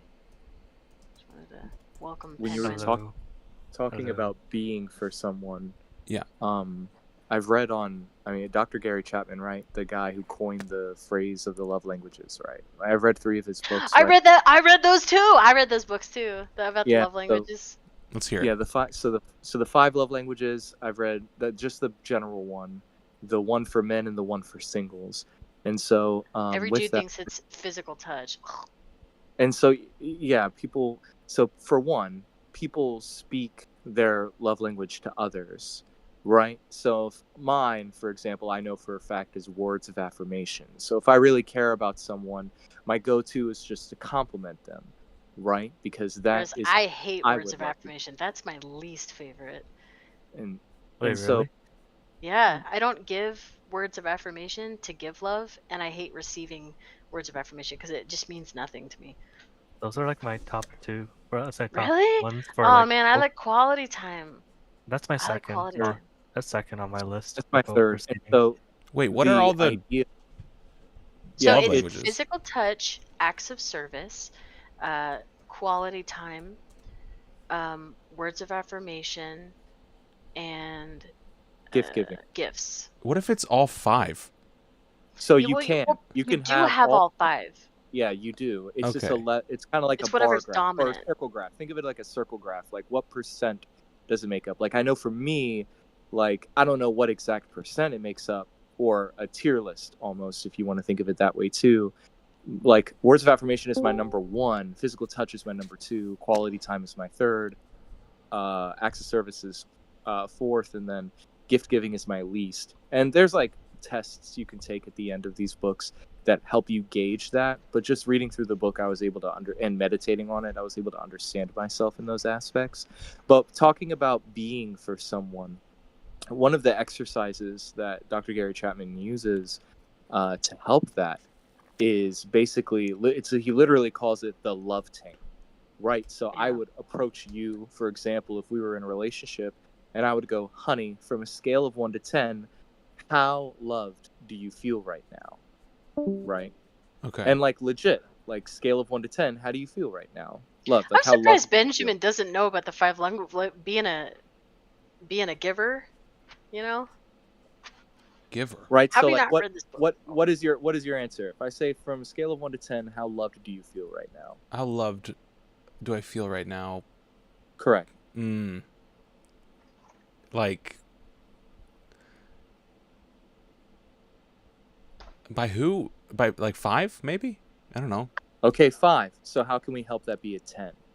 That's the exercise he presents. And so he even suggests that obviously in a romantic relationship that you even have that, like something on the wall that indicates that love tank, so that even if you don't feel like expressing to your partner with words, right? You can just put that like you show on that sliding graph or whatever, Yeah. that I feel like I'm at a 4 today, right? Yeah. And so that your partner knows, hey, like I need to bump it up and Yeah. pour into the person's cup in order to ensure that they're filled. I see. And so, That's interesting. but I obviously, go ahead. Sorry. I'm so sorry. Listen, I have a chronic issue of interrupting, and that's a character flaw, and I'm working on it, and I apologize. I barely ever hear dudes talk about this book that have actually read this book. I'm impressed because usually it's just like mostly women that I've Quid pro encountered that have quo read this as book. well. I'll be Huh. honest, I only know the rules or the qualities. I don't know. I haven't read the book myself. The- I don't have a copy of it. The big thing is also understanding when giving. This is what I was alluding to essentially, is that you must understand because he refers it to a literal tank, right? So if the tank is broken, if there are cracks, if there are holes, then you cannot fill it, right? It's the same, just like an actual tank. And so it's understanding how to first and foremost lay that foundation to ensure that the tank is unhindered. Then you can start pouring into it. And then once that pouring happens and that person reaches the 10, there should be, and you obviously understand each other's love languages, i.e. if yours is active service and mine is words of affirmation, and then now we can pour into each other. I'm wondering, That's the concept. the tank being broken, Sage, would you call that trying to fix them? Trying to fix the tank? No, not necessarily. No. No. It's being broken. When I think of like, well, we'll get into that, but uh, every relationship is like a fire, right? In my opinion, it's like it takes maintenance, no matter who you are. It takes so you have to do things for the other person. You have to Mm-hmm. be giving to a degree, because if you don't, that fire is going to burn out. You know, there Yeah. is that initial spark when you have infatuation with someone that lasts about like what, 3 months usually. Once you've told someone everything about yourself, you're left with the fundamentals. Okay, what's left over? After the excitement of, oh, I've learned everything about you that I can, and now it's just us interacting. Hmm. That's when that comes out, these love languages and the fundamentals, in my opinion. And they're really important. Yeah. With maintenance, I think. I don't know. I think I'm just rambling. Sorry, I don't usually stay up this late. I work Monday through Friday, like day shift, so I'm gonna be like dead tomorrow. That's funny. So I'm like, my brain's not functioning right. Don't you think you should? Do you work tomorrow? No, actually, Okay, that's nope, part of no. why you're doing But only this. because I requested it off. That's funny. That's funny. I was about to say if you work tomorrow, I don't know why you're still up, but you're good. You're chilling. Yeah, I don't work tomorrow, but normally I would. So I'm not used to being awake at night. So my body's There's like, a what's it? It starts with a D. The word is delirium that comes with staying up late. Too, I find. that's what I feel like I'm experiencing. It's just like this. My brain's like, nah, nope. No, but you keep. I see. Are you eating something? Yes. So you're just feeding the. You're feeding the. Yeah. I'm gonna go into a food coma and just be brain dead. Oh boy. Yeah, Oh, boy. that's Sorry, I just that's came back. But okay. I Welcome just back. came back. So Yeah, thanks. we can. I don't know where to take it now. This conversation, because it's kind of gone everywhere. But I guess I want to keep diving into where you, because I can't believe that you could live alone, Sage. That you, I mean, could you really? Most people don't. Dude, I genuinely believe that there's maybe like 1 in 10,000 people that could genuinely do it. And you think And you I could do it? I genuinely believe I'm one of those people that would be fine. But only because my imagination is something that has been carefully crafted over time to the point where I can entertain myself and be fine. Every interaction, even our conversation right now, it's extremely draining to me, to the point where I'll go and be alone for a full day. I'll read books, I'll do my hobbies, I'll, go to work, whatever. I work remote too. Like, I don't go out, I DoorDash all my groceries. Like, I interact with people very little. I'm not agoraphobic, but close. And I love it. Isolation is addictive. It is so addictive, and for most people, I think it's detrimental. Hmm. So I don't disagree with you. I just think I'm just a weirdo that does enjoy isolation. But I do try to socialize, especially on Discord, because I think it's healthy for social skills. Okay, but you say you find it draining. That's interesting. It's this right now, just us talking.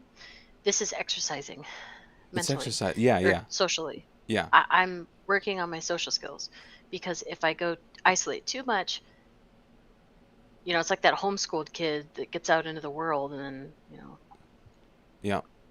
So it's I'm wondering, because what's funny is I've called this stuff exercise too, like being on Discord and being confronted with ideas that oppose your own is a mental exercise, because you have to essentially get in like combat, and it's not combat like it's not violent in any way. It's When just COVID came, I was like, oh, I've trained for this. oh no, that's terrible. You know? It's That's like- funny. That's funny. My world now.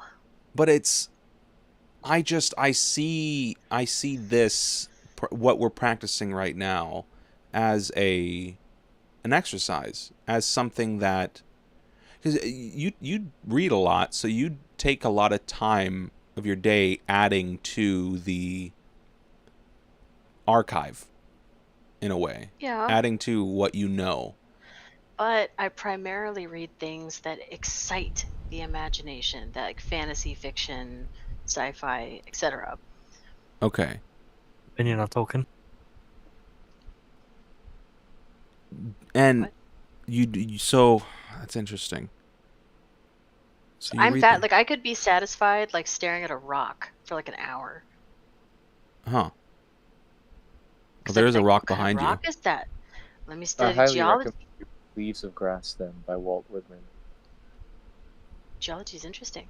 I'd be like trying to figure out what kind of rock it is. What made it the shape that it is? Is it if it's smooth? You would- is that what- 'cause of You would very water? much What's you would very much your love Leaves of Grass then. Oh, I love grass. I love trees. I'll stare at trees. No, no, I go no, on no, walks. The book. The You- book Leaves of Grass. You would love that book. It talks about that. And even though he relates it to kind of a pantheism, it's the idea of the beauty in literally every single blade of grass and rock, in the way the river runs and how the wind flows through them. Like, but he speaks of it in an extremely deep way that, like, you know, the book was written in like the late 1800s, and it's like still being like unencrypted to like this day. Like it's still trying to be. It's really good. It's long though. It's a long book, and there's a lot, and some of it's obviously like 1800s, you know, lingo that can be kind of meh at the time. But there are some that are passages that are beautiful, Nice. and so I highly recommend it. Sorry, do what you I asked earlier was. Oh, sorry. Go ahead. Oh, go ahead, Penguin. No, Oh, yeah, I thanks. can keep this idea. Oh yeah, thank you. No, all I was asking was what's your opinion on Tolkien, Sage? Oh my god, don't get me started. You just opened up a can. You don't want to open that can. Don't Alright, you open that can. Oh my god, so like I'm actually obsessed with botany myself, so like he had a lot of the same hobbies I do. It's crazy that C.S. Lewis and Jared Tolkien are the same exact book club. I think that's really cool. Because I love Chronicles of Narnia and I also love Lord of the Rings series. It's how can somebody make multiple different languages from scratch? That's crazy. I learned Black Speech, and also there's some pretty cool covers on YouTube in Dwarvish that are fascinating for like the Misty Mountain song and stuff. It's great. Like the original in Dwarvish. It's really, Mhm. Well, he was Huh. a professor in languages. I know. Yeah, he was So a cool. linguist or something like that. He's a genius. And honestly, so was C.S. Lewis. They both helped each other on their books, by the way. It wasn't just Jared Tolkien helping C.S. Lewis. But both just amazing series. And I love how he started off the first book with string theory. C.S. Lewis, the first book of the Chronicles of Narnia series, The Magician's Nephew, it starts off with string theory, which is crazy to me because we knew very little about. So basically, in the book, it talks about how there are these pools. And each pool takes you to a different realm in the universe. It's kind of like string theory, like with wormholes. More and more wormhole based, kind of, but it's scientifically and mathematically it's possible. So I just found that fascinating. Pretty neat. Anyway, Okay, I'm sorry. I'm just gonna this mute is on myself. topic. This is on topic with my with what I was going to say. I'm looking into how far I can take my intellectual journey without reading. No, Without reading. You can take it as far as you like- want without reading. I mean, I reading helps, but Yeah. So the You reading have- helps. it'd have to be. I don't know. It's kind of like the 4 things necessary to become proficient in anything, right? Like, it depends on, I guess, what you define as intelligence, but Yeah. also, it's hold on. I want to make sure I'm doing it properly. Oh, Yeah, and there's a three valid different the types of thing for reading. me- Don't but forget that. what you need is to become a master in anything. You require a valid environment, extreme amount of repetitions, timely feedback, and deliberate practice. And so, Hey, type that in the chat by any chance? can I what? Sorry, just asking if you could type that in the chat by any chance. If not, that's fine as well. Actually, I put the picture because it was a screenshot I did. It was a video I watched. Like, I guess that like videos have been the suffice. Like, obviously, like people do audiobooks now and all these things. You wanted to put it in this chat, like the chat for this Voice conversation. chat, yeah. Yes, please. Thank you. I'm gonna add y'all as a friend, but you don't have to accept it. There is no pressure. I'll accept. Don't worry. There you go. There it is. And so these are the things that are necessary, right? Like, and so when it comes to, that's why it's not only just reading but a book club. And like, yeah, you could watch enough videos, I guess, to kind of suffice, but there's the deliberate practice of reading is so different. It teaches you a discipline. I the guess attention though, span. with the journey that I'm taking is a very, like, this is me reading, right? Essentially, to me, I keep saying essentially because I'm getting at the essence of it, I guess. I don't know why I'm saying essentially. Well, you're learning. I'm You're learning. growing. Yeah, I'm growing, discussing. but I'm talking with you guys, and that's me reading, is me learning So- how to talk. But reading So isn't let's- necessarily. Go ahead. Can I just at one point really quick? Yeah. There's different Yeah, I types was of gonna reading. go ahead. Man.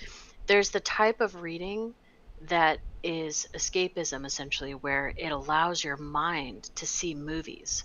Like you literally see, it's more engineering based, right? Like architecture, where it's a skill.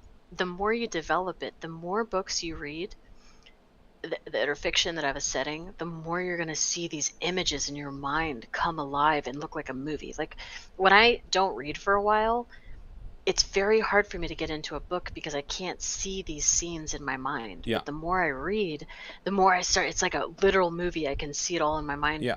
And then there's the type of reading that's specifically for learning and knowledge, like academic reading. So keep in mind there's like 3 different types of reading. So work on different. The type of reading I'm doing right now currently is like a mix of the two, I guess. It's I'm listening to what you're saying, and I'm seeing. I'm attempting to understand people is what I'm doing, and I want to get really good at understanding people. That's kind of what I want my profession to be. And Can I give my Psychology? 2 cents? it's interesting. I moved to Austin, Texas, to become a stand-up comic. Oh, Yeah. Pretty cool. And it requires a lot of talking, but it also requires a lot of listening. And there's like, I need to understand people in order to connect to them. So the more people that I talk to in depth like this, the better understanding I have of people. And I'm never going to have a perfect understanding of people, but it may get to enough of an understanding that I can say words that connect with enough people to make a living. I don't know if Discord is the So- best. I think that Norm. Discord So is the best just because this is where people are now. But it's your audience. You are, if as a comedian, you need to know your audience. I 'cause there's think gonna my be different audience types is going to of be audiences. online. I think that that's where comedy's Oh, moving. okay. Yeah. Ah, okay. Yeah, like if Then yeah, you're when right you in the- watch shorts and shit. I mean, you watch comedy online. That's where people consume everything. Okay, I thought you wanted to do stand-up comedy, so I wasn't sure if. Right? Maybe I'm stream up. I don't know.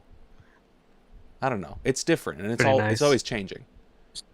So go back to like I said, the how to become an expert, right? Yeah. You have to make sure, because what it was talking about, the video I was watching, was not only saying that those 4 conditions need to be met, but all 4 conditions need to be met, not 3. Yeah. Like all 4. And so what you're doing, right? You believe Discord is the valid environment, so Yes. that's fair, right? You're obviously doing many repetitions. This isn't the only night you've been on here. No, it's not. And then timely feedback, where we're obviously like, oh yeah, like, hey, Benjamin's a cool guy, like he's all right. You're giving Right? 'Cause me you're trying to, like, responses. Yeah, you're exactly, telling timely me whether you feedback. believe or don't believe, or you're just But the deliberate practice, though I believe you're in a right direction, it needs to be extremely proficient then, if the other things are going to be proficient, right? And so Well, what do you mean I by like deliberate earlier- practice? I'm getting to that. And so it, like how you were saying earlier, it's like, hey, what topic are we on, right? Like if we were talking about the love languages. Hey, we're on the topic of philosophy. Hey, we're on the topic of relationships. Yeah. All right, hey, now we're on the topic of interacting with people. And so it's not just deliberate practice, but why, right? And like that's another big thing that people don't talk about when it comes to literally anything. Another book, sorry, Chaos, by the former Secretary of Defense and chairman of the Joint Chief of Staffs, right? Mad Dog Mattis. That's the literal first chapter in his book, is Know Your Why. He said that, like, if I tell a soldier to go and, guard this outpost, like, hey, just go there. Like, you're gonna go and defend point B. That's it. Like, they're not gonna do a great job. But if I tell them, hey, I need you to guard point B because there are civilians nearby that may be influenced by, local renegades, as well as we have ammo supplies there that need to be air evac properly. And these raids need to do sure, because to get to point A, blah, blah, blah, right? Right. So when they do that, you start to make your own answers, right? Now that I'm there, I go, well, then maybe I should learn from the civilians. Maybe I should talk to them and make that connection with them so they trust me instead of Right. these renegades. I learned to understand flight patterns so that I know when these people are coming, so I know when to ramp up my defenses. Right. Like, these are the things. So know your why, right? And then that will help you get to the deliberate practice. Right. Why are you doing that practice, and what is deliberate about it? And so these Okay. are and same with the other things. Why is this a valid environment? You made a good point.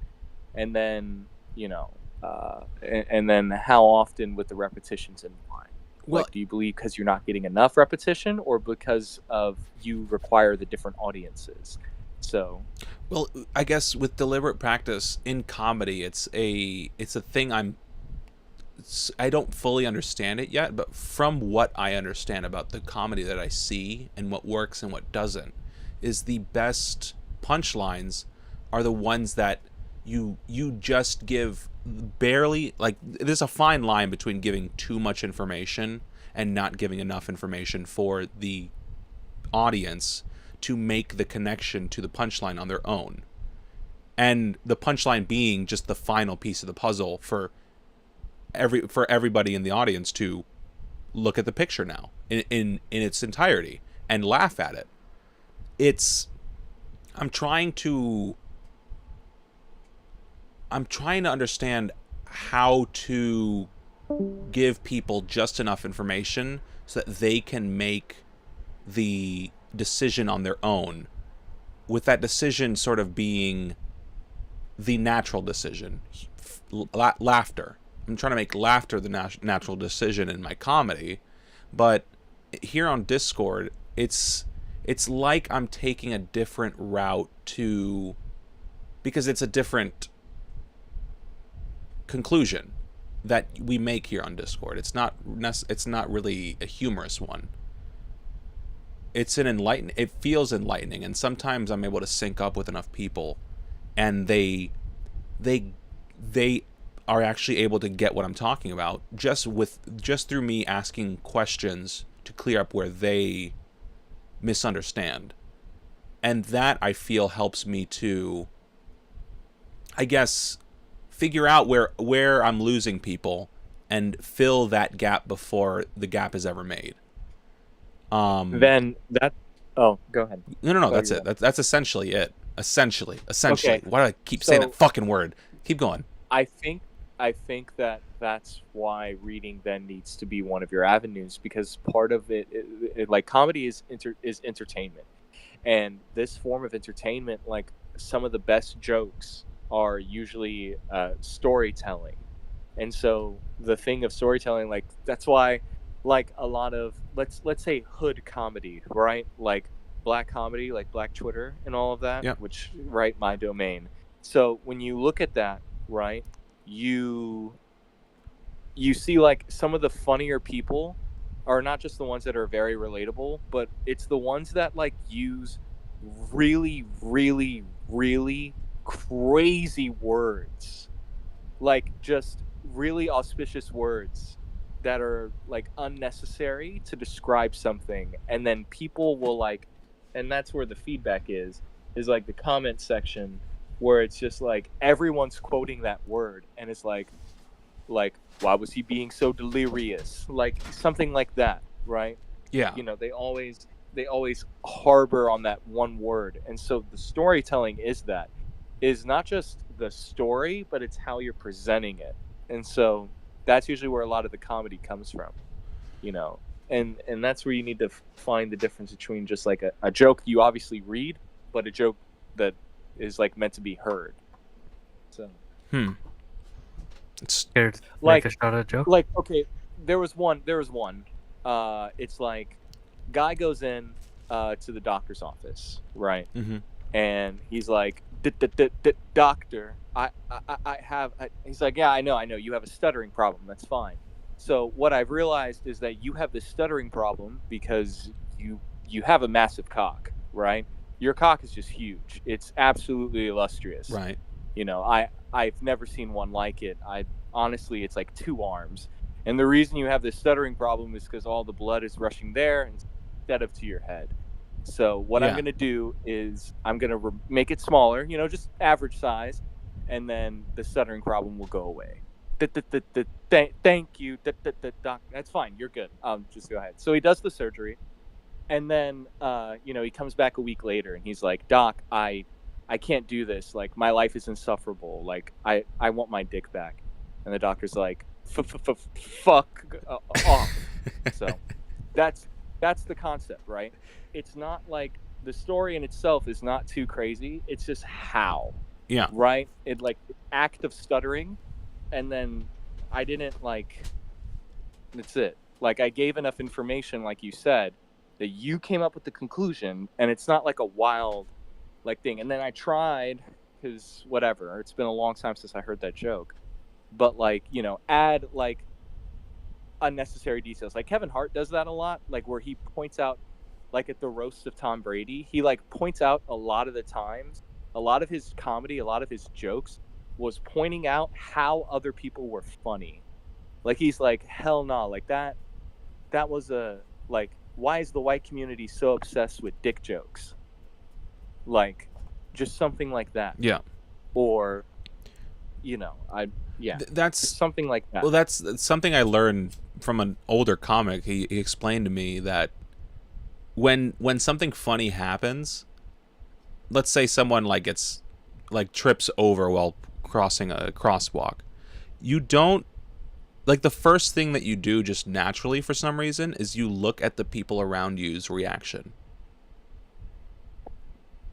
And that's part of the joke. I don't know if that aligned with what you were saying, but that struck with me for some reason. Mm-hmm. I'm sorry. Maybe. I'm lost now. You're good. Fuck. Maybe I'm just You're good, immature, bro. but that joke was actually pretty funny. It was hilarious. That joke was fucking hilarious. And the delivery was pretty good too. I'm not even gonna lie. Yeah. It's just that's all it is. Like it's just like again, it's storytelling. Like I could talk about how shitty the doctor's office is or whatever. Like I could, talk about how he holds it in his hand. Like that's why reading is good because like what Sage was talking about earlier, it's when you are thinking about the movie, like it's way easier. Like when you help the person picture what it looks like. But that's what I'm getting from y'all. Like when I hear you talking, I'm seeing the movie of what you're saying. And sometimes when it's a story, I see the physical place, like the doctor's office. But when it's ideas, I see the ideas. And they are not visual in any way, but they're being seen by me. Like I'm still picking up on the ideas. I think I'm the Can I worst give my person 2 to cents talk by to. any chance? Yeah, please. 3 if you Yeah. have. Yeah. I was just gonna say, like, when it comes to reading for comedy, I think with anything, with any sort of pursuit you're going on, become better at it. I think the benefit of reading is not so much like when people think of like, oh yeah, I read books, they imagine some guy reading War and Peace in his bedside, like reading like 300 pages of that thing every day or something like that. But typically, the purpose of reading is actually, in some sense, active listening. Because in some sense, like even though it may tire us out to listen to other people socially, there is in a sense where reading is also listening, because you're being instructed or told ideas or a movie-like image. And what reading does is that it organizes these pictures or ideas into coherent formats, where sometimes your brain, when it's just received verbally, or when it's just in your own head, can't be as equally organized. And I'm not saying it's impossible to do this, but it makes it a lot more difficult. And also, another benefit of reading is that it slows your brain down. Like sometimes we think like, oh, we want to be fast and we want to be quick on everything. We want to be so efficient, but sometimes there is a benefit in slowing down and then taking in all that information, like bit by piece. Now, this is just a benefit of reading, but like I said, it's not like reading is always like reading War and Peace on your bedside, 300 pages a day. It can just be simple as like text format or like visual charts or anything like that. Like it's really up to you what format you want to take, but I guess like, I think I'm looking to perfect the speech aspect of language. Yeah. Mm-hmm. And me being on Discord right now, listening to you talk is my version of reading. Then it becomes my version of reading because it's what. But you're saying that there's benefits in reading that you can't get from speech, like the slowing down and the clearer, the visually clearer ability to categorize ideas and break them down. Yes. Yeah. Break them down. Mm-hmm. Yeah, and this is just a descriptive descriptive picture of what I'm saying about benefits of reading. In no way am I suggesting that people can't be as intelligent if they don't read. I think, in fact, back when people were illiterate, I'm pretty sure there were many intelligent people who didn't read. And it's interesting as I write a lot. Mm-hmm. Just to help me speak. Mm-hmm. Like that's the reason that I write. And I wonder if writing that... is... Mm-hmm. Sorry, I wonder if the writing is like reading in that if I read, it will help me understand people better. Where when I write, it helps me understand myself better. It might. I think that's a pretty good way of putting it. Because when you read, like I said, reading is listening. So like when you read people's ideas, like when you write, you're expressing yourself writing your ideas. But when you're reading, you're taking in the ideas of others that they have written down and they have formatted and thought through. Because it's one thing to say something in the spur of the moment and just to lay out whatever you're saying, as it is there. But there's a joy and also a great benefit in hammering down your words and perfecting what you're actually trying to articulate in the statement that you're trying to give. And that's what Some people comedy don't- is. Yeah, I agree. It's perfecting, love comedy. perfecting the speech. I mean, it's perfecting the idea and then delivering it in speech, but you really perfect it on paper. Yeah, but I think to comedy, I think your idea of doing it in speech format applies a bit more directly, because comedy is not, because if jokes are written down, in my opinion at least, I think comedy is much more funny when it's delivered as opposed to just being written down. Now, granted, there are some pretty funny memes out there that have been written down, but I think there's aspect of like delivery and like even acting, like you could argue in some sense when it comes to That's like comedy. improv type, Mhm. yeah, where I go to comedy shows and I laugh at people sometimes just because of the way that they're behaving, not because of what they're saying. Mhm. And Yeah. and people laugh at me sometimes just because of the way I behave. Right, like when I say something ridiculous and then I stop talking, I like, this is what I do sometimes just because it gets laughs and I'm into that, and that's sort of the point of comedy. But I say something just outlandish. One of the jokes I have is being breastfed for 5 years. And yeah, right. But when I say that, I say it and then I just don't say anything for like 10 seconds. And in that silence, people start just laughing. And I find that interesting. There's a whole comedy routine where all the guy did was get on stage and just start eating a steak dinner silently. That's all he did. Fuck. Was just go on stage and eat an entire steak dinner while the audience just kind of laughed that he Yeah. was literally silent the entire time. It sounds like an expensive set. I mean, laughing is a bit Not of a sustainable. social emotion too. I think social expression, right? I think there's different types of laughter, right? Like I think in those cases you get a bit of nervous laughter, awkward laughter. It's more like socially driven. Yeah. Think of the guy who went on America's Got Talent and did the tequila song, right?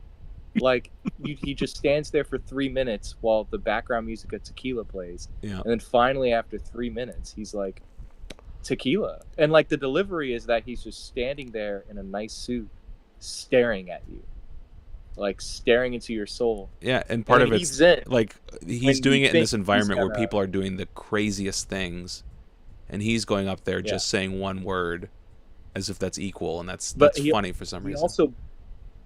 also teases the audience because like every time like it gets to like the next bar in the song where like you think he's gonna say it, he even kind of breathes in, raises his eyebrows, lifts his head back, but then doesn't say anything. Like it's part of that like Yeah. playing with the audience. Like so Timing is very important, I think, in comedy shows at least. Probably just as important as what you actually say, I think. Though, the best comedy, in my opinion, is when you combine like greatly written speech with all these other elements. Yeah. Mhm. And that's something you get just from going up on stage and trying it. It's difficult, but I don't know. It's going to be a fucking long journey. I'm only a year in now. And How old are you, if you don't mind me asking? 21. Oh, same. Nice. Just don't become like that one dude. You know that new Netflix show about that guy that wanted to be a stand-up comedian? It's based on a true story, and he got stalked by this woman. Whoa. I want Yeah, no, you should watch it if you like stand-up comedy. He basically, his entire dream. This is a real person, by the way. They made based on a true story.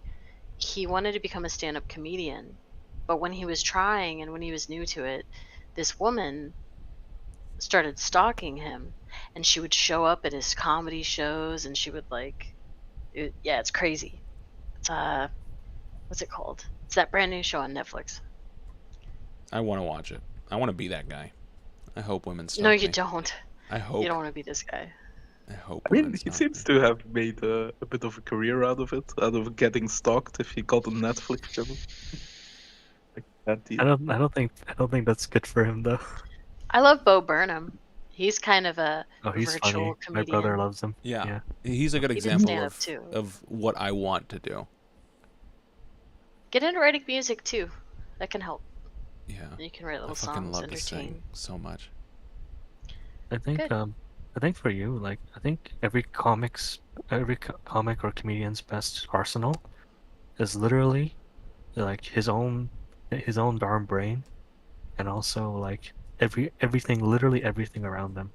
Because comedy in some sense has no boundaries. Like I have my own convictions and opinions, obviously, but when people make fun of the things I believe in, I laugh as well because I can relate to it and I can understand it. So in some sense, the essence of comedy is to make a point, but also to bring joy in people. Because like there's this interesting idea where people ask, why do we make offensive comedy? And then one person brilliantly responded by saying, is to laugh in the face of darkness and to enjoy our suffering. Something along those lines. And it's a really sick idea that, like sick in a sense it's cool, like it's a really sick idea that we can take all these sufferings and all these painful experiences and we can turn them into joy. And I think the comic's real genius comes at like taking the I've noticed self-deprecating humor helps people connect with you. Mhm. In a Yeah, it does. A lot of people love Yeah. self-deprecating humor for some reason, and I probably have to get into it. yeah, just don't actually self-deprecate yourself, you know.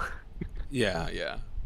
Well, if you do it right, it can make people perceive you as very humble, and people like humble people. Mhm. You know. So a lot of like here in Belgium, like there's a lot of humor has sort of like a dark elements to it. Dark humor is very popular here, and absurdist humor, but like a lot of sketch shows, and yeah, like internationally that usually gets like pretty terribly understood. It's funny how it's a bit culturally determined, right? Like some jokes that work very well, like in Europe, don't work Yeah. that well in the US, and vice True. versa. You got to know your Right. audience. Wait, Stakhanov, I'm so sorry to ask this question, but I forgot. Is Belgium a city in Germany or is it its own country? I keep forgetting. It's its own country so far. I see. Are Sorry, you my thinking of apologies. Berlin, or No, Yeah, I, we're north of France and No, I'm west of. the city in Germany? I know Berlin, but I always, for some reason, also think that Belgium is a city in Germany for some reason instead of its own country. Can Yeah. I try a joke with you guys? It's not a joke Sure. that I've really thought about too much. I'm clinically allergic to laughter. You literally. might not, you probably won't laugh. It's a funny idea. And I think of it every time I pump gas. It's like that gas is really excited to go. Like that gas fucking nozzle is really excited to go in my car because every time I pay for the gas and take it out, it's got like pre-cum coming out of it. It's really excited to. That's the joke. That's the joke. I laughed a bit. I don't know if you Is hear the- it, but I laughed a bit. It's the little pre-cum that comes out of the gas nozzle when you. That I don't know. I always think about that when I pump gas, and y'all might too. You might think of it too now. You'll think of it as So that's why F1 drivers don't pump their own gas because they don't want to come out of the car closet. oh or my something like that. goodness. Sorry. I don't Maybe watch that was out F1, of so I my- can't relate to that. No. It's just that when F1 drivers they come and when they pump gas, like they got the pit crew there pumping Mhm. the gas for them. Yeah. I don't know.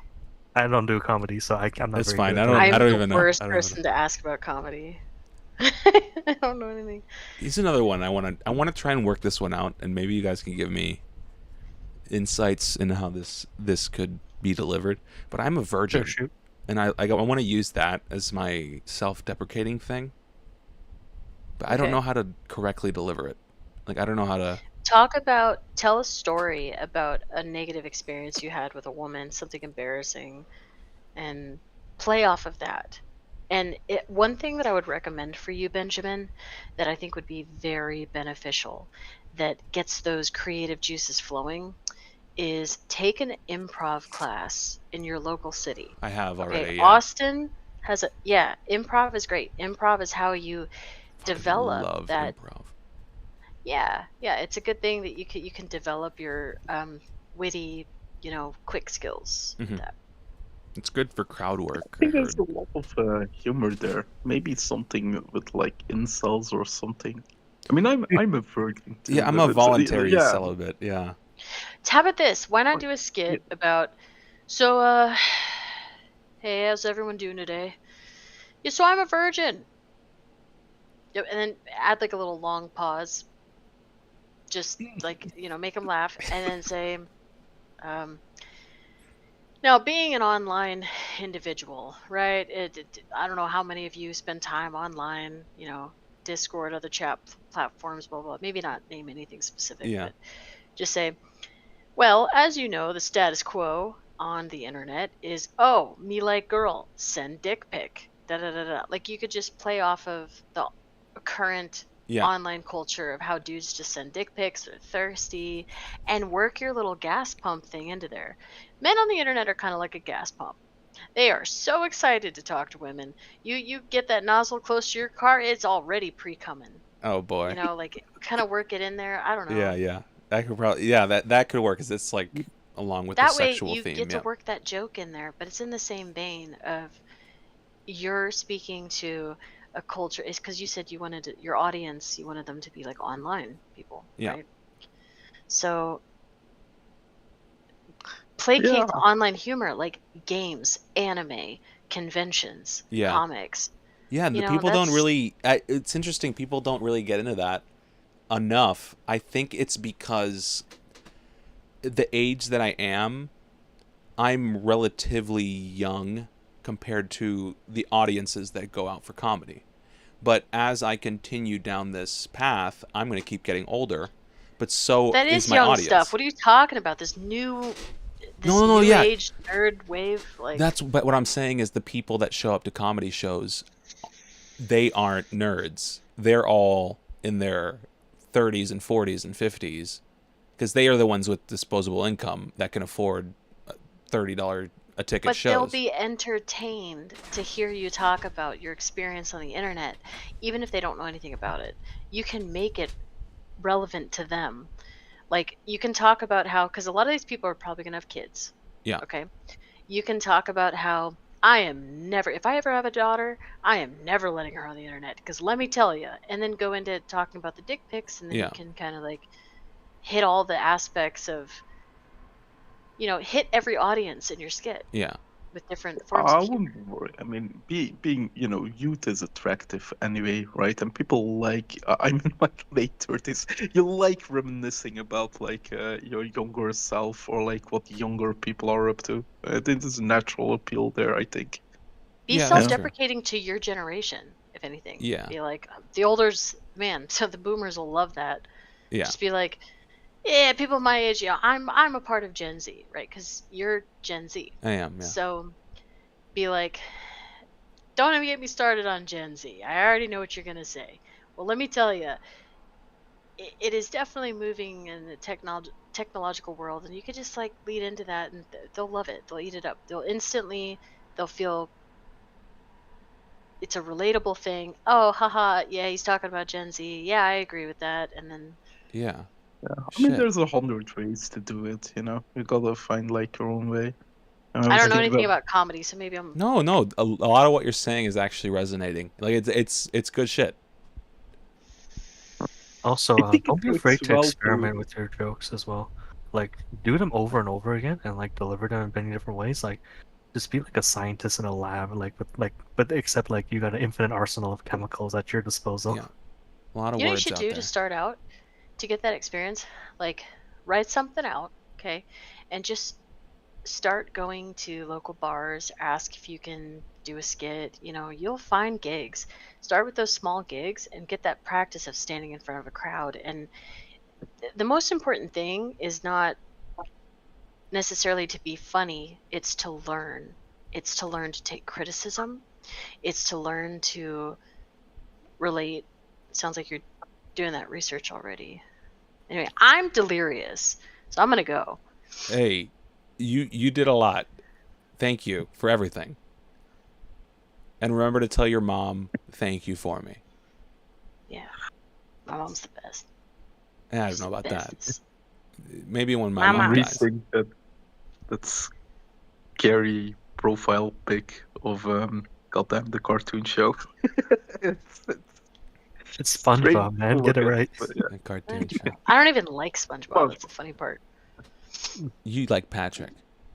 I just like a filter. The reason why I like this filter is because it lets me maintain privacy while still communicating emotions. Because a lot of emotions is in body language, like eyes and Yep, mouth. yep. People watch the eyes and mouth. That's the two things they watch. So this allows me to like you can tell if I'm happy, mad, sad. You know, you can see every emotion on my face, even though it's just my eyes and mouth. People only Not look at eyes and really, mouth. I I think feel. men beg to differ. I mean, you get some emotion, but you don't get the correct one because it's lacking a little bit of your face to really, Wow. pick up on You can some see enough. cues. You can see enough. It's personable, you know. I enjoy it. It I don't know, creates I like when you enjoyed connection. it said since I anger, saw for it. example. It's good. It's good shit. It's good shit. And those little expressions, Yeah, like that one right there. That one's great. You should. I'm not even joking. You should create content and shit because I mean it's entertaining just watching you Well, I speak. used to. That's the thing. Well, you should keep it. You should go back into it. There was a bit when I was in my 20s, when I was 21, actually, which was over 10 years ago. Wow. I was on the early days of Justin.tv and Twitch. I was a Twitch streamer Cool. for actual content when it was about the gameplay, not titties. And then Twitch as a community, it just changed. It just turned into like fucking hot tub girl bullshit, and it wasn't about the games anymore. It wasn't about respecting your gameplay. It's just about, you know, so. I did the Twitch About streaming that thing big too. What do you think about? Because I was when I was doing Twitch streaming, what I did. I played Rainbow Six Siege, but I was terrible. I mean, I wasn't terrible. I was decent at it. But what I did is every time I died, I would dance to a song that someone requested. Yeah. Yeah. But the stream was only really about the dancing. I had which a kinda nut sucked. button. A what button? It's a literal button that you press and it says nut. Oh, that's fun. And like, so they could request the nut button. Nut I button. just hit the nut button. Why did that seem so random? That's what it's about. It's about being random, entertaining. You should stream silly. again. Like this, I fucking love watching No. Patrick. No, it's just I love it. I love it so much. Sometimes, like, I'll use this, I have another filter that I use for when I'm like kind of when I was trolling on Omegle. Yeah. As these filters. That's fun. Yeah. Or you could market yourself as V-Girl, right? It's an upcoming segment. Oh my goodness. Parody Call it, me. you know? Because I'm a Satirize it. star. Exactly. Stuff. Yeah. A star. Oh, it's good. It's good shit. Well, I hope you have a good night. Thank you so much for being on here. I hope you Yeah, have a good night. It was good nice night. having a actual intellectual discussion with the Gen Z person. Hey, it's just there's gonna be more of us. So just you wait. We can hope. Zero. They'll grow up. We'll all grow up. I was told Eventually. they have Eventually. no brain. No. Don't get old. Don't get old. Comedy aside, I sort of I really dislike how nowadays generations have become such a meaningful category to a lot of people. Hmm. While I think it's not much of a lens to look through. Well, I think it's because technology is moving so fast that you need a way to categorize people to understand their relationship with technology. I think that's the only time that like the generation becomes part of a conversation is when you're talking about technology. Yeah, but I mean, I've just noticed a lot of people talking a lot more about generations, and not just like when it's about technological aspects. I mean, that's sometimes there, but you also see a lot more like, political commentary talking about the differences between generations and just people themselves framing issues in terms of like generations. And maybe of course there are like differences between people growing up in like one period of a time and other periods of a time, but I don't know, it definitely wasn't there just wasn't talked about much. For example, when I was a bit younger, I think I'm technically millennial, yeah, and there was just barely any talk about that. But just because there wasn't a think- talk about it doesn't mean there wasn't an effect on decisions made because of someone's age. It's like it's just a part of the conversation now, but I think it was as much a part of the conversation before. It just wasn't talked about directly, maybe. Yeah, maybe think- in part, yeah. I Sorry. think what Stakhanov is speaking to is more of a colloquial scale of things, like just in the day-to-day life, how people discuss generations. Well, what Benjamin's talking about is more of a macro sociological like exploration of the topic itself. It's something I noticed also just talking with people who are like a bit younger, right? And yeah, I think Benjamin has a point that the differences were probably always there in decision making to an extent, but Mhm. that's not the whole picture. I feel there's also like people employ it themselves more as an analytical tool at best, or colloquially try to make sense of the world or certain things they see or behavior they notice in groups of people, and frame it through like a generational lens where 20 years ago that lens would not have been used that often, is my feeling. Well, Yeah, I think it's also 20 years ago, everyone grew up the same as the generation. But I mean, that's- essentially the same as the generation before. No, But- I don't think that's true. I think every group of people has its own unique set of circumstances, right? Like you could argue when I grew up, for example, you were sort of in technologically, for example, we were like one of the first generations where PCs, for example, became commonplace, and cell phones, but not smartphones, right? And there were other, there were things about society in like the 90s and the late 90s that were a particular configuration of like factors that created certain, similarities. But society was already like highly, individualized and fractured compared with, for example, the 70s here. So Well, I I mean, I guess think then every- it's that everyone is having a more similar experience. It's like I grew up, and Gen Z all grew up on things like YouTube. Mhm. So Mhm. we have this more personal access to content, but we all still watched the same stuff. And Mhm. that But do you? yeah, mean, it's there's like we so all know much like the stuff main out memes. there. It's like the memes thing. I live under a rock. I don't know the main memes. But even memes, Or like right? vines. Like, I think is a better word for it. well, Vine has been gone for a couple of years too, right? So the Oh yeah, Vine it's been gone memes for a have long come- time. But we Yeah, grew up I with mean, them, and sometimes- so did everyone else. It's like all the Vine stuff Right. ended up on YouTube, and everyone still watched all the Vine stuff, even if they were not on Vine. But I mean, similar things like in my generation. Well, you also had like some of this memes, memes that ironically young people nowadays don't recognize if they're, the format gets reinvented or something like that.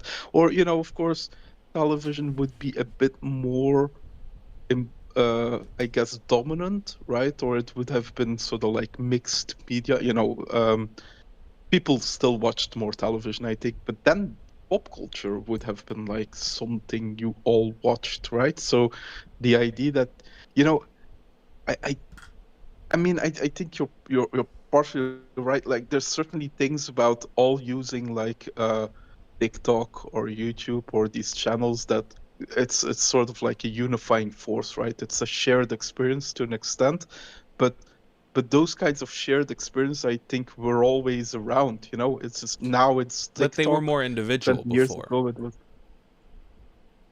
I don't know. I think actually it's a good question, but I think it's rather the opposite. Why? Because I think now you have even more fragmentation in media and more stuff out there. You know, when I grew up, we had like 5 TV channels. So anyone, that's all people could watch, right? On Belgian television. And then the internet was, you know, something for nerds basically still.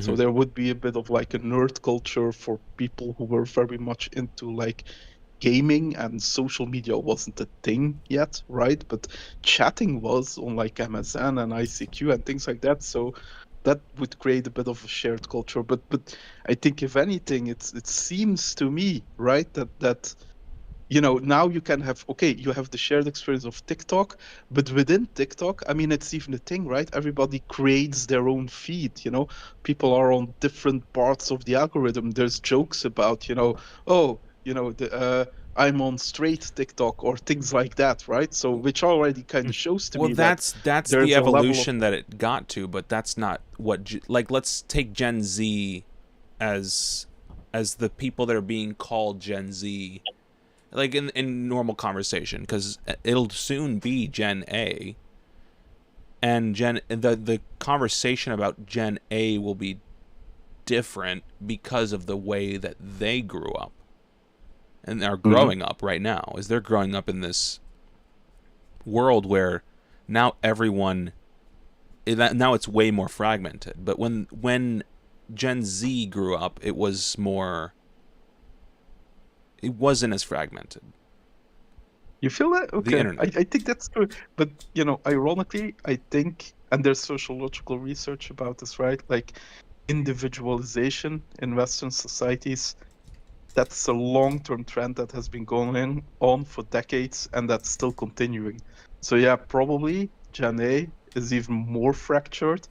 From my perspective, right, Gen Z feels more fractured than where I came from, and my parents seem like less fractured than my generation, right? Yeah.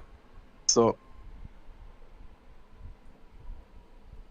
But it's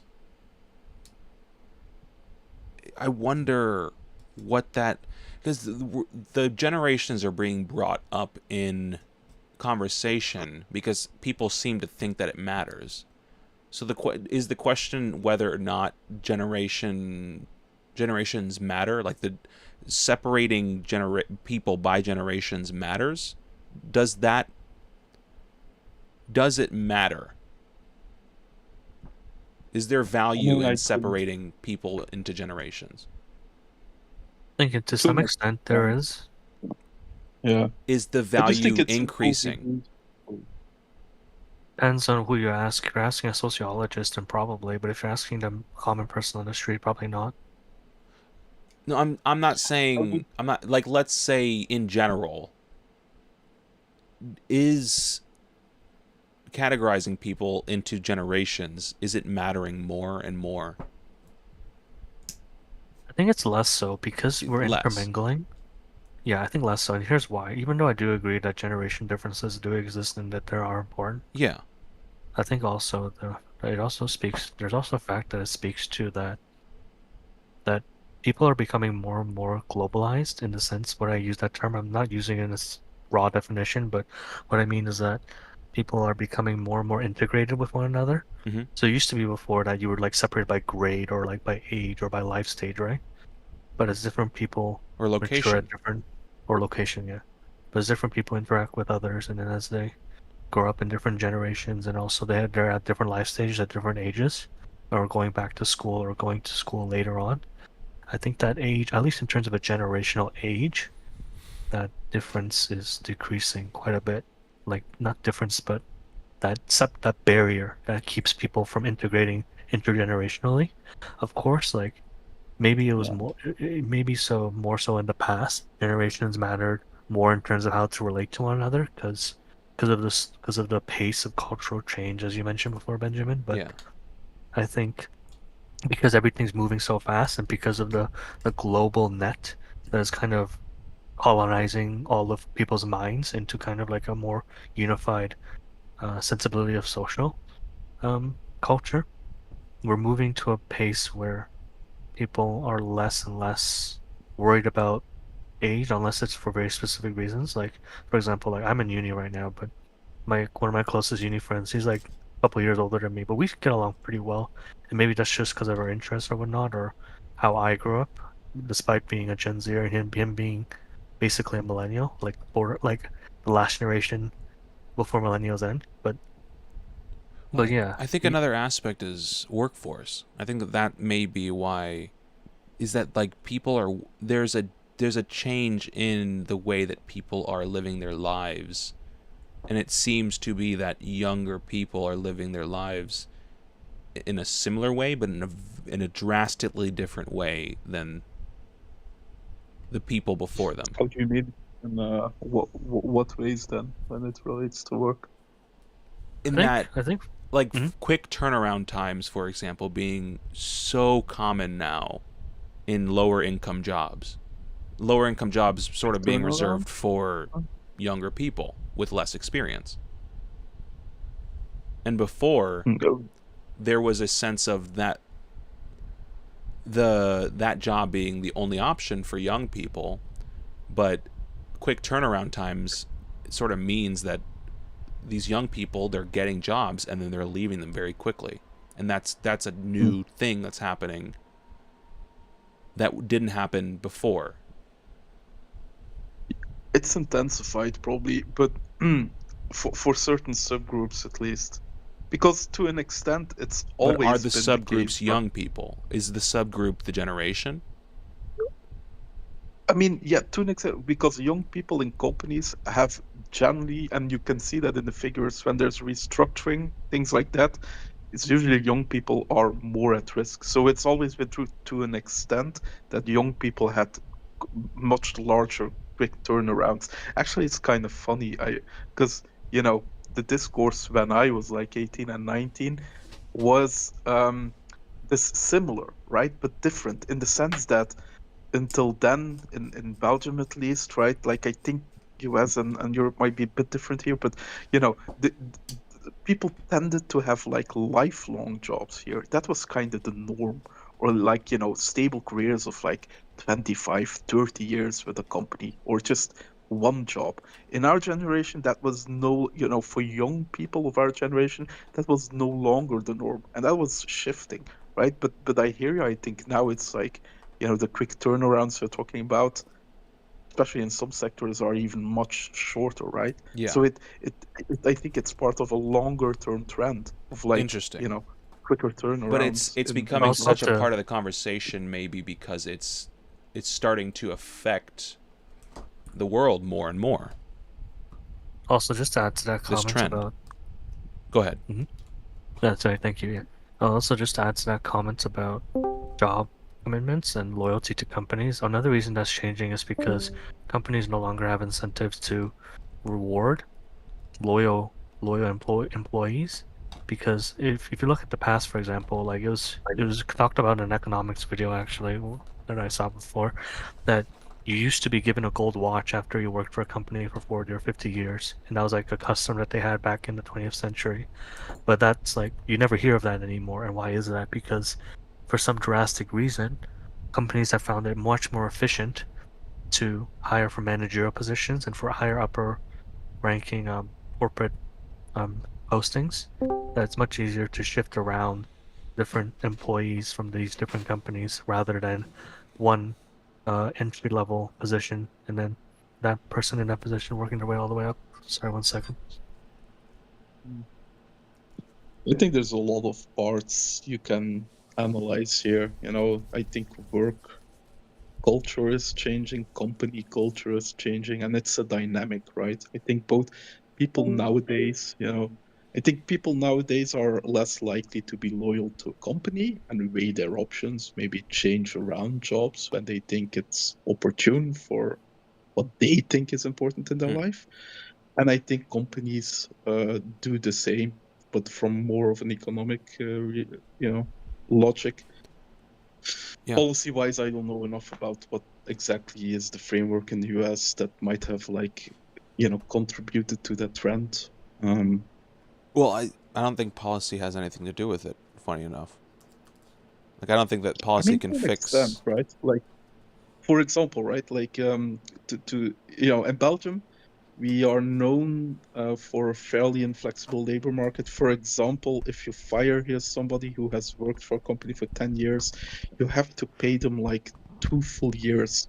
It's very high, and it means that, and economists say it means that people are less likely to be fired here, like 50 years old, etc., because it presents a huge cost for the company to do so. Interesting. Huh. I don't know if anything like that exists in the U.S. Yeah, no. I mean, basically, you guys are usually fucked when it comes to worker rights, I feel. But I notice a height, or at least in the bubble I am, I notice there's, with younger people, there's more attention to that, right? Like things like work-life balance, but also like,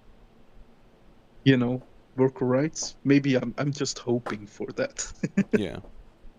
I see a trend heading towards that, which I'm positive about. It's I like see. the policies downstream of culture is what I hear sometimes. And if the culture is moving this way, then policy is going to have to address it sooner or later. Yeah. What did I miss? We were talking about policy and what it has to do with the change in work culture. I mean, if you're going for comedy, that's like a prime example, I feel, of a job where you're basically an independent, right? And it's also I like, work for myself. Yeah.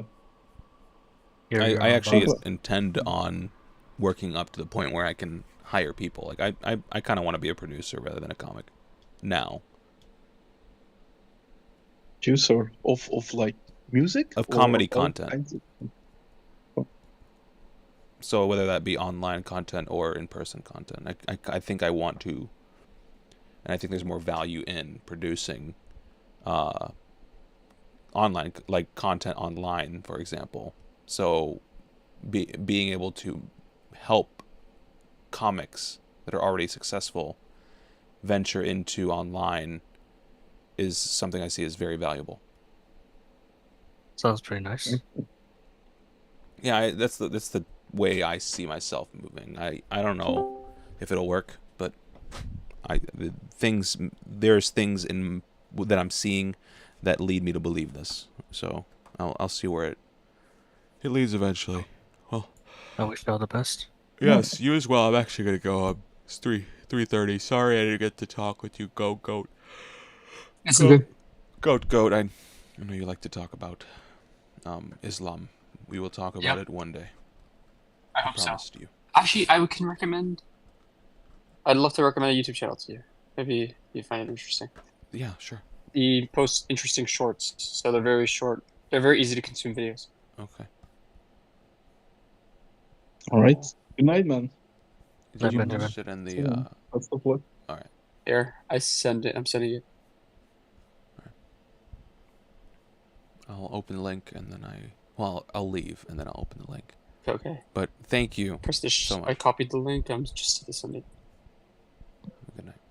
Okay, I sent it.